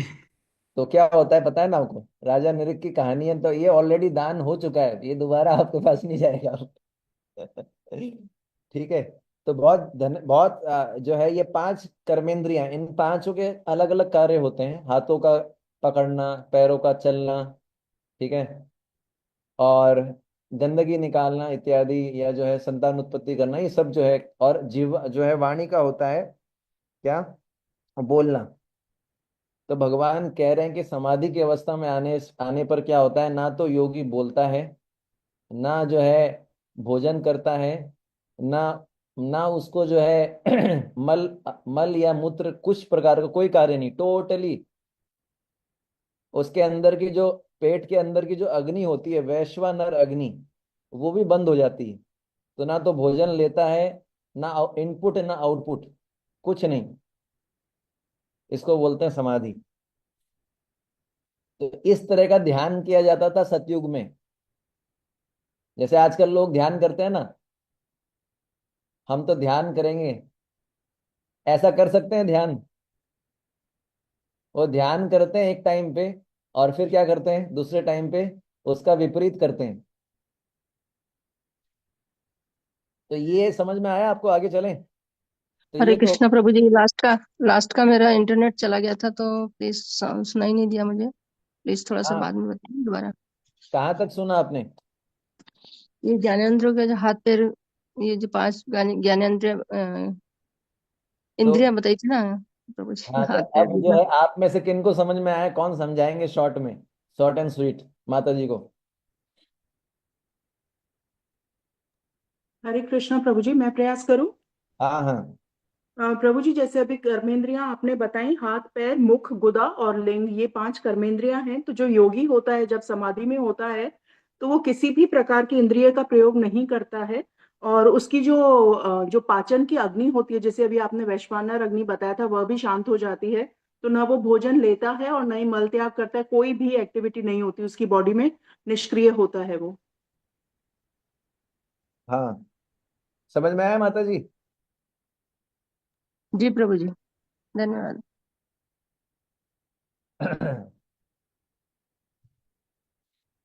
तो ये जो है ये हो गया इंद्रियाणी कर्माणी। और प्राण कर्माणी क्या है? प्रभु तो जी, एक क्वेश्चन था। हाँ, तो प्रभु जी, ये सिर्फ सतयुग में ही होता था कि अभी भी कुछ ऐसे योगी हैं? बहुत मुश्किल है, एक्सेप्शन। क्योंकि सतयुग में लोगों की आयु लाख साल होती थी, तो वो कई कई हजारों सालों तक ध्यान में लगे रहते थे। अभी लोगों की आयु 100 साल भी मुश्किल से है। और वैसा वातावरण सतयुग वाला मिलेगा अभी, शुद्ध वातावरण, जहाँ कोई डिस्टरबेंस ना हो। और उनकी आयु वो हजारों हजारों सालों तक करते थे। अभी तो हमारे पास टाइम ही 100 साल है। तो कुछ योगी ऐसा ट्राई करते हैं, पर सफलता मिलना बहुत मुश्किल है। इसलिए भगवान ने क्या दिया है, यज्ञ संकीर्तन प्राय यजंती ही सुमेधसा। संकीर्तन करो। कुछ लोग ऐसा ट्राई करते हैं, लेकिन सक्सेस मिलना बहुत ही मुश्किल है, क्योंकि आपकी आयु इतनी कम है। और अगर हम जैसे लोग जाएंगे तो हम तो सो ही जाएंगे, पक्का। ज्यादातर लोग सोते हैं। प्रभुपाद जी लेक्चर में बोलते हैं ध्यान के नाम पे लोग सोते हैं। ऐसा प्रभुपाद जी लेक्चर में बोलते हैं। क्या करेंगे, तमोगुण भरा हुआ है। ऐसा ही ध्यान करेंगे तो नींद ही आएगा। भोजन तो लेंगे पूरा, और काम नहीं करेंगे तो नींद आएगा, तो भोजन लेने के बाद उसको पाचन चाहिए होता है ना। तो प्राण कर्माणि का अर्थ है प्राण कर्म, प्राणों के अनेक प्रकार के कर्म। अब प्राणों के कर्म कौन से होते हैं? जैसे एक तो है सांस लेना, सांस लेना सांस छोड़ना, श्वास प्रश्वास। तो जैसे कि मैंने बताया, जब परीक्षित महाराज शमीक मुनि के आश्रम में जाते हैं, तो वो देखते हैं शमीक मुनि की जो इंद्रियां हैं, शमीक मुनि की इंद्रियां तो पहले ही बंद हो चुकी थी। उनका श्वास, मन, बुद्धि सभी ने भौतिक कार्यकलाप बंद कर दिए थे, है ना। वह शारीरिक चेतना से ऊपर उठ चुके थे, और तीनों गुणों से ऊपर उठ चुके थे। सांस भी नहीं ले रहे थे।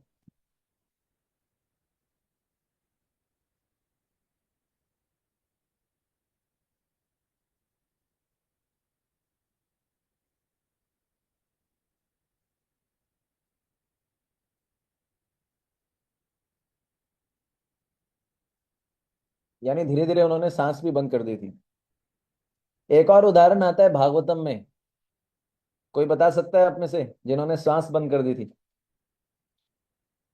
जी, ध्रुव महाराज। हाँ, बिल्कुल सही उदाहरण। तो आपके लिए एक बार हरि बोल बोलेंगे, हरि बोल। हरी बोल। ये हरि बोल थोड़ा सा सुस्त हरि बोल था, मजा नहीं आया। ये सुबह वाला हरि बोल ऐसा ही होता है। तो ध्रुव महाराज के बारे में आप सब जानते हैं। तो पहले महीने में उन्होंने हर 3 दिन में बेर बेर के फल खाए। फिर दूसरे दूसरे महीने में उन्होंने हर 6 दिन में सूखे हुए पत्ते खाए। फिर तीसरे महीने में हर 9 दिन में उन्होंने पानी पिया। फिर चौथे महीने में हर 12 दिन में उन्होंने एक बार सांस ली। ठीक है ना। फिर 5वें महीने में उन्होंने सांस भी बंद कर दी। और फिर छठे महीने में वो एक पैर पे खड़े हो गए।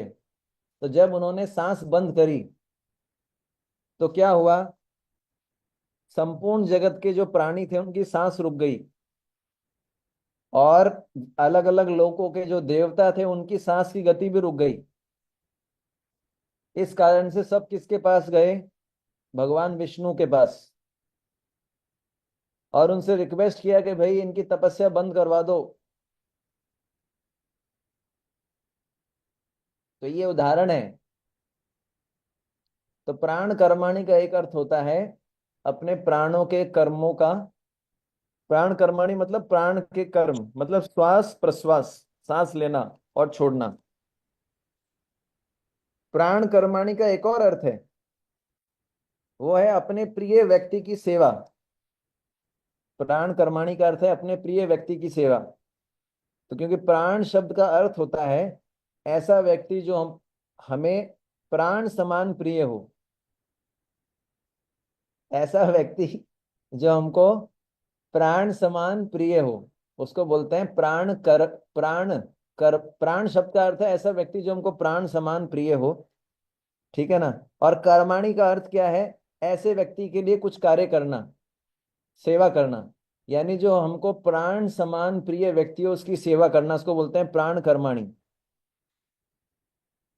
तो भगवान क्या बोल रहे हैं, प्राण कर्माणि का स्वाहा करो। इसका मतलब ऐसे कुछ योगी जन होते हैं जो कृष्ण की प्राप्ति के लिए अपने प्राण समान प्रिय धन संपत्ति, घर, पत्नी, पुत्र, इनकी सेवाओं का त्याग कर देते हैं, क्योंकि उनको कृष्ण अपने प्राणों से भी बढ़कर प्रिय हैं। पत्नी, बच्चे, धन संपत्ति तो उनको प्राणों के समान प्रिय हैं, लेकिन कृष्ण उनको प्राणों से भी ज्यादा प्रिय है, इसलिए कृष्ण के लिए इन सब का वो क्या कर देते हैं, सेवाओं का त्याग कर देते हैं। समझ में आया? प्रभु जी एक प्रश्न था। हाँ। प्रभु जी एक लेक्चर में मैंने सुना था कि एक कोई वैष्णव भक्त थे जिनकी वाइफ मर जाती है तो उनको बच्चा होता है तो वो एक मंदिर के बाहर खड़े हो जाते हैं और श्रीधर फिर स्वामी, श्रीधर कौन? स्वामी। श्रीधर स्वामी, ओके। हाँ, वो तो मैं अगर यहाँ पर स्टोरी बताऊंगा तो आप सुन नहीं पाएंगे, वैसा तो हम कर ही नहीं सकते। श्रीधर स्वामी जी ने जो किया, वो श्रीधर स्वामी जिन्होंने भागवत पे टीका लिखा है।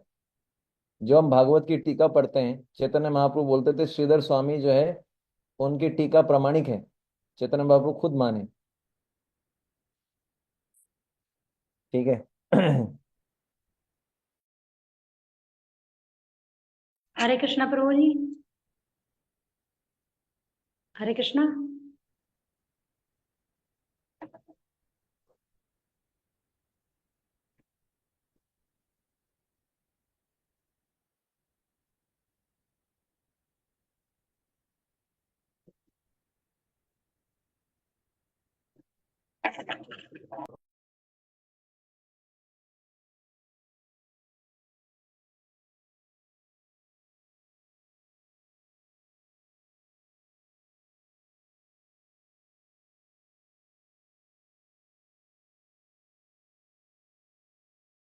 हरे कृष्णा कृष्णा कृष्णा हरे हरे, हरे राम राम राम हरे हरे। आवाज आ रहा है मेरा आप सबको?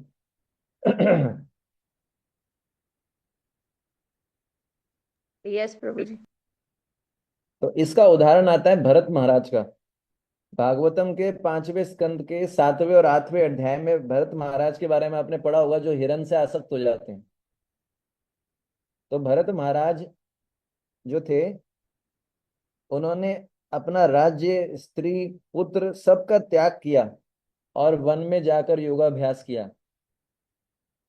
सामान्य व्यक्ति के लिए अपना राज्य, स्त्री, पुरुष इत्यादि प्रिय जो है वस्तुएं होती है, प्राण समान प्रिय होती हैं, लेकिन भरत महाराज ने योगाभ्यास के लिए इन सब का त्याग किया। हालांकि वो अलग बात है कि बाद में हिरण से आसक्त हो गए। और कैसे त्याग किया? मलवत त्याग किया। मलवत का अर्थ होता है मल त्याग करने के बाद कोई उसको वापस देखता है, ऐसे त्याग किया। ठीक है, ये समझ में आया आपको?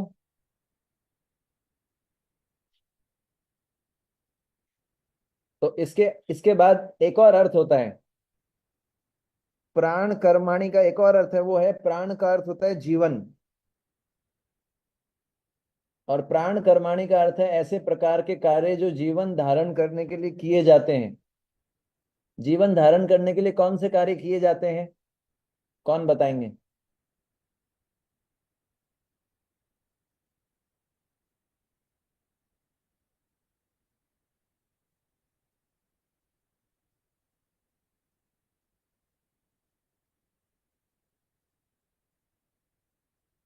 प्रभु जी हम्म, इसका क्या है, धन ग्रस्त जो लोग होते हैं वो जॉब करते हैं, धन एकत्रित करते हैं परिवार के लिए।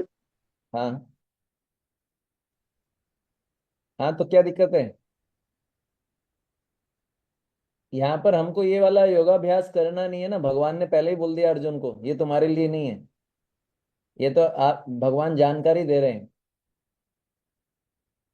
ठीक है ना। तीसरा मैंने बताया था जीवन धारण करने के लिए कौन से कार्य करने पड़ते हैं।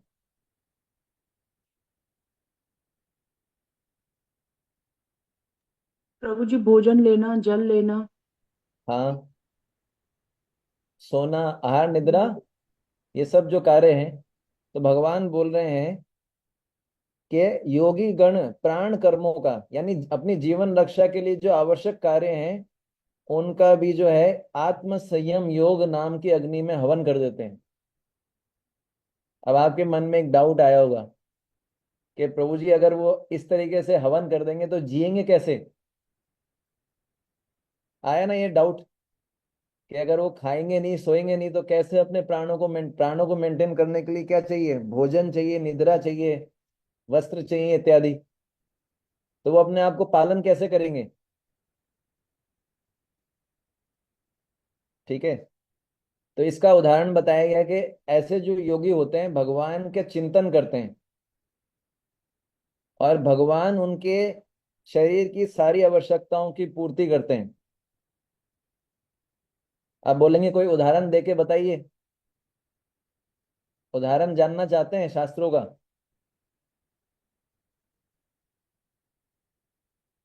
तो एक उदाहरण आता है सची माता का। चैतन्य महाप्रभु ने जब सन्यास लिया, चैतन्य भागवत के अंत्य खंड में है, चैतन्य भागवत के अंत्य खंड के प्रथम अध्याय में वर्णन आता है। चैतन्य महाप्रभु ने जब सन्यास लिया, हम्म सन्यास लेने के लिए जब उन्होंने घर का त्याग किया चैतन्य महाप्रभु ने, तो सची माता जो है अपने पुत्र के विरह में व्याकुल हो गई और कई दिनों तक उन्होंने भोजन नहीं किया।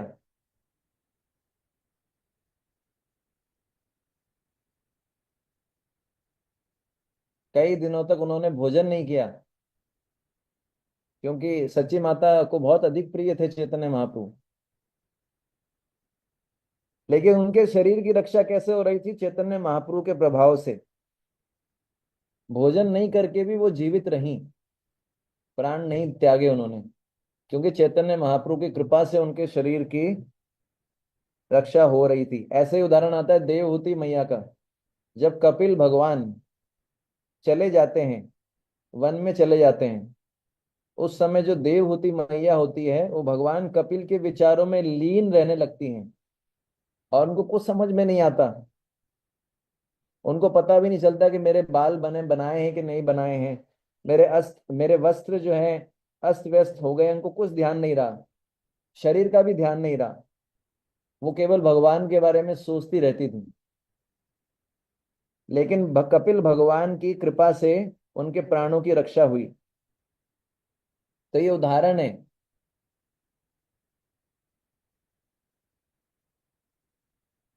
तो ये भी संभव है, आप ट्राई करके देख सकते हैं।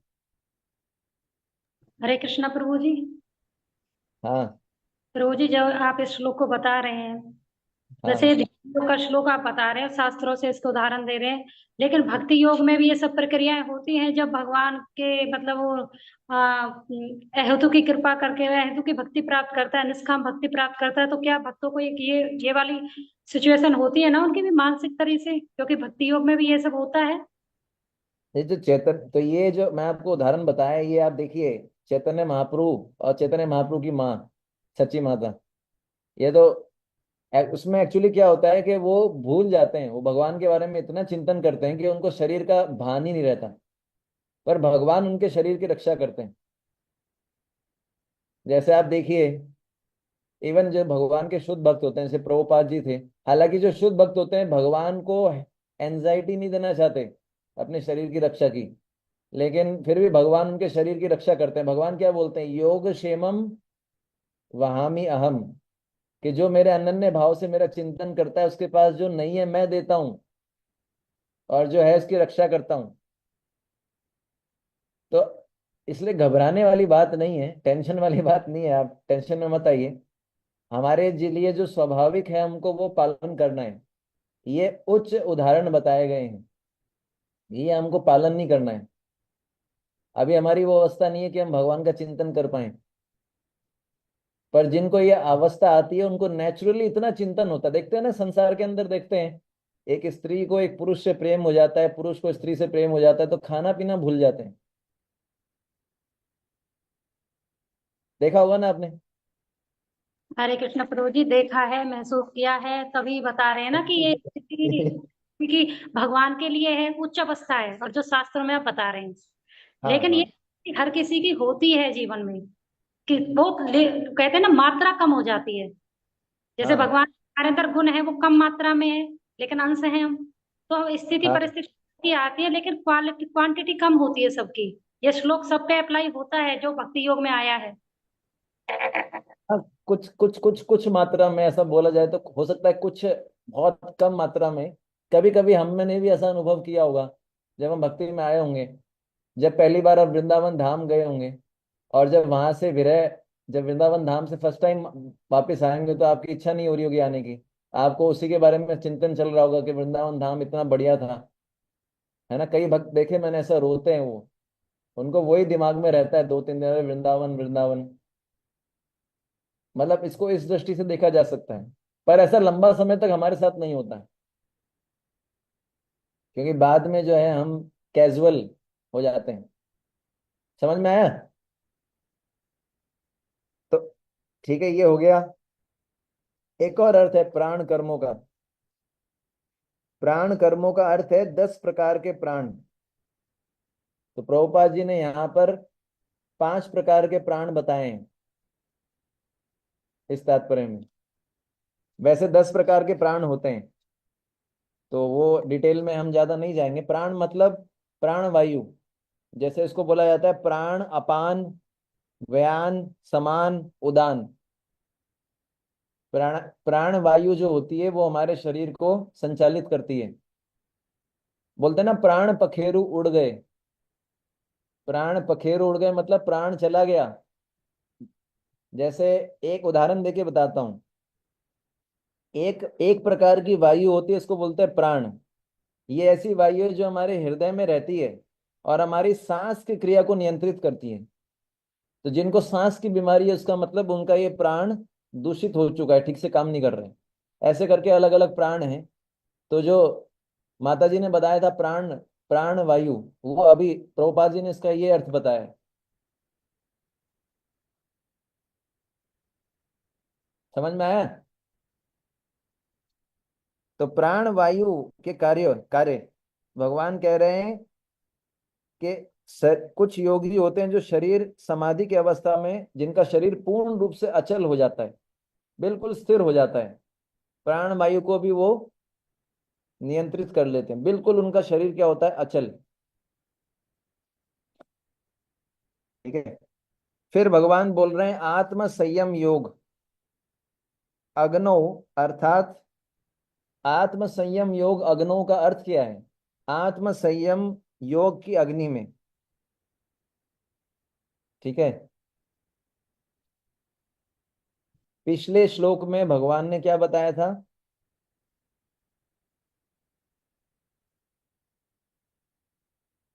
इंद्रिय संयम की अग्नि।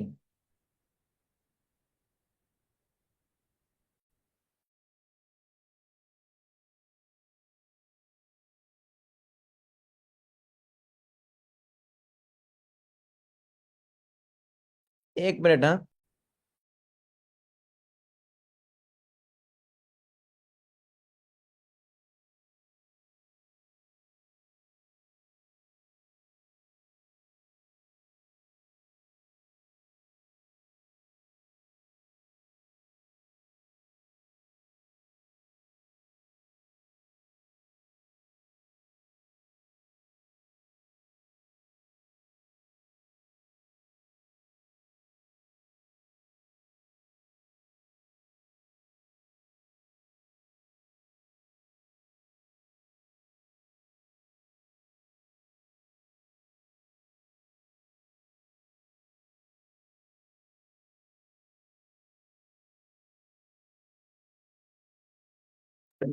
तो आत्म संयम योग बताया गया है। पिछले पिछले श्लोक में इंद्रिय संयम बताया गया था। इंद्रिय आइए, इंद्रिय संयम का अर्थ क्या है? नहीं, आ जाइए आप।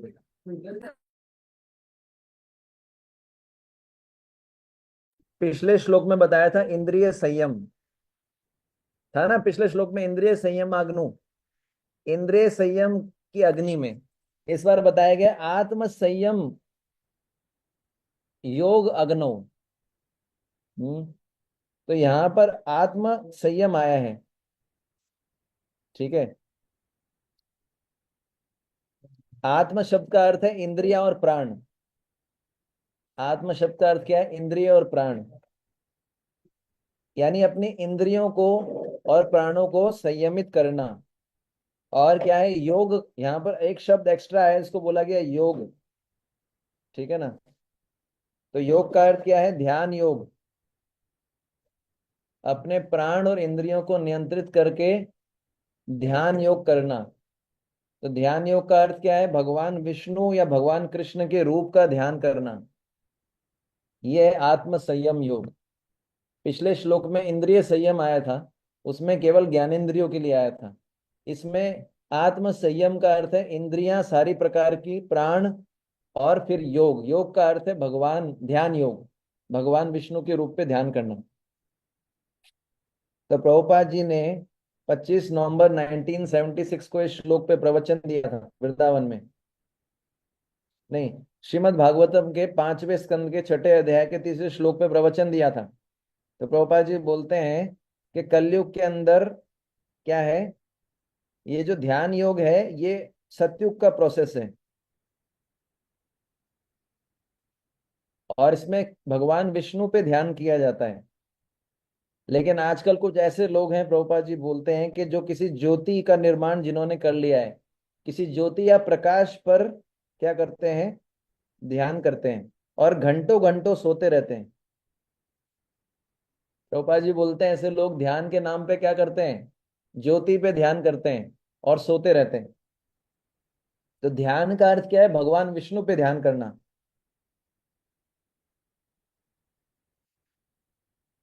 ठीक है। फिर भगवान बोल रहे हैं ज्ञान दीपिते।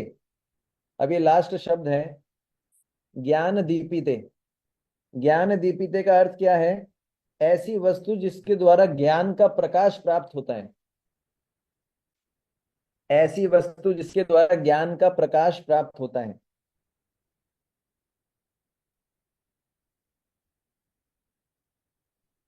ऐसी वस्तु जिसके द्वारा ज्ञान का प्रकाश प्राप्त होता है।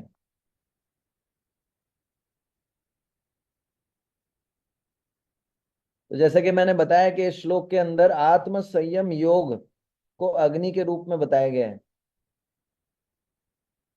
इसका अर्थ क्या है? कि अपनी इंद्रियां और प्राणों का संयम करते हुए भगवान विष्णु के ध्यान, भगवान विष्णु पर ध्यान करना, ये है अपने इंद्रियों और प्राणों का संयम करते हुए भगवान विष्णु पे ध्यान करना। तो इस आप देखते हैं कोई भी अग्नि जलती है तो उससे क्या उत्पन्न होता है? प्रकाश। कोई भी अग्नि जलती है तो क्या उत्पन्न होता है? प्रकाश। तो यहाँ पर आत्म संयम योग रूपी अग्नि का प्रकाश क्या है? ज्ञान दीपिते, ज्ञान का प्रकाश उत्पन्न होता है। आत्म संयम योग रूपी अग्नि से कौन सा प्रकाश उत्पन्न होगा? ज्ञान दीपिते, ज्ञान का प्रकाश।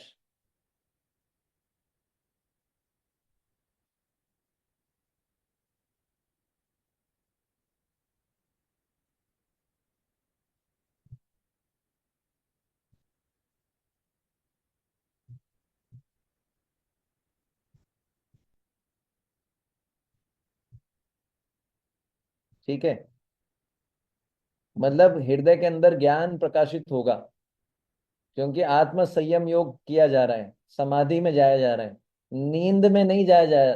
नींद में जाने से कोई ज्ञान प्राप्त नहीं होता है, इसलिए निद्रा और समाधि में अंतर होता है। एक दृष्टि से देखा जाए तो निद्रा और समाधि में बाहर से एक ही लगता है, क्योंकि समाधि में व्यक्ति कुछ नहीं करता, निद्रा में भी कुछ नहीं करता, लेकिन एक दृष्टि से देखा जाए तो निद्रा और समाधि अलग अलग है ना। निद्रा की अवस्था में 10 प्रकार के प्राण काम करते हैं, लेकिन समाधि की अवस्था में 10 प्रकार के प्राण काम नहीं करते। निद्रा से शरीर के अंदर क्या होता है? निद्रा से शरीर के अंदर अज्ञान उत्पन्न होता है, लेकिन समाधि से शरीर में क्या उत्पन्न होता है? ज्ञान। ये दोनों में डिफरेंस है। तो जिसको आजकल लोग समाधि समझते हैं, वो क्या करते हैं? वास्तव में निद्रा में जाते हैं ज्यादातर लोग, इसलिए उनका जो है ज्ञान होता ही नहीं, कि निद्रा तो तमोगुण से रिलेटेड है ना।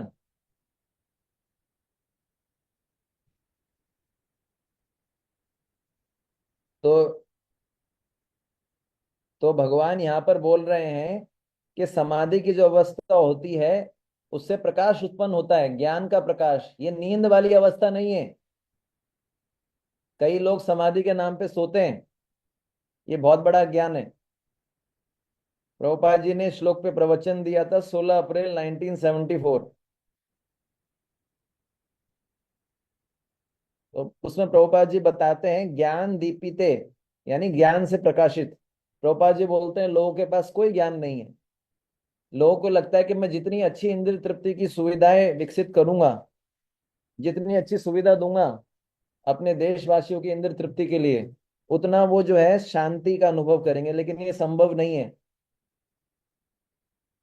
शांति का अनुभव तभी होगा जब इंद्रिय तृप्ति ना करके कृष्ण की इंद्रिय तृप्ति की जाएगी। जब कोई व्यक्ति ये समझ जाए कि हे कृष्ण, मैं इंद्रिय तृप्ति करके सुखी नहीं हूं, अब मैं आपकी शरण में आना चाहता हूं। अभी तक मैं इंद्रियों की सेवा कर रहा था, लेकिन ये इंद्रियां कभी संतुष्ट ही नहीं होती, अब मैं आपकी सेवा करना चाहता हूं।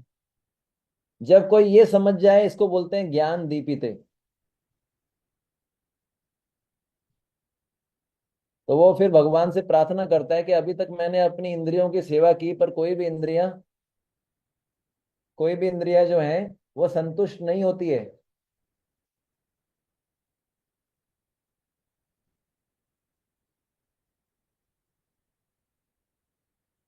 कोई इंद्रिया संतुष्ट हुई आज तक? तो उसको लगता है कि इतना प्रयास किया इंद्रियों को संतुष्ट करने के लिए।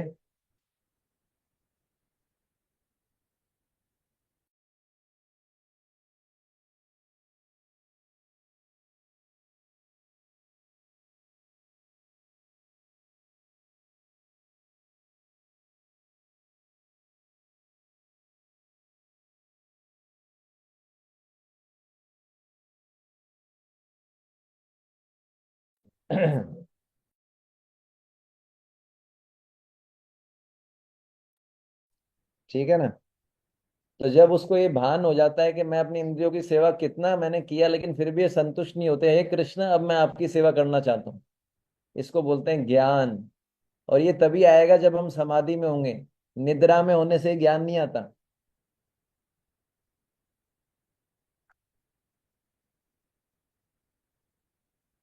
ठीक है, तो ये भगवान ने बताया है। हरे कृष्णा कृष्णा कृष्णा हरे हरे, हरे राम। चैन की सांस ले लीजिए, राम राम हरे हरे। कुछ भक्त ऐसे सांस लिए ना तो ऐसा लगा कि कितना बर्डन, कितना एंजाइटी था। ठीक है, तो हम 2 ही श्लोक कर पाए। प्रभु जी एक छोटा सा डाउट है मेरा। हाँ प्रभु जी जब आपने लास्ट टाइम क्लास ली थी 4.25 श्लोका जब आपने लिया था, तब हाँ आपने है ना एक हमें आचार्य का रेफरेंस दिया था जिन्होंने बोला था कि वो कृष्ण सेवा से इतने आसक्त हैं कि उन्होंने अपने जो नित्य धार्मिक अनुष्ठान है उनको अब प्रणाम करके छोड़ दिया। तो वो आचार्य कौन थे प्रभु जी? माधवेंद्र पुरी। ओके प्रभु जी। आप भी ऐसे आप भी भविष्य में ऐसे आचार्य बन सकते हैं चाहे तो, आप सब।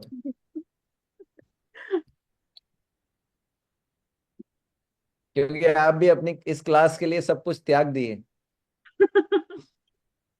पर हाँ प्रभु। मैं ज्यादा लंबी क्लास करूंगा तो आप क्लास को भी त्याग सकते हैं, ऐसा भी हो सकता है।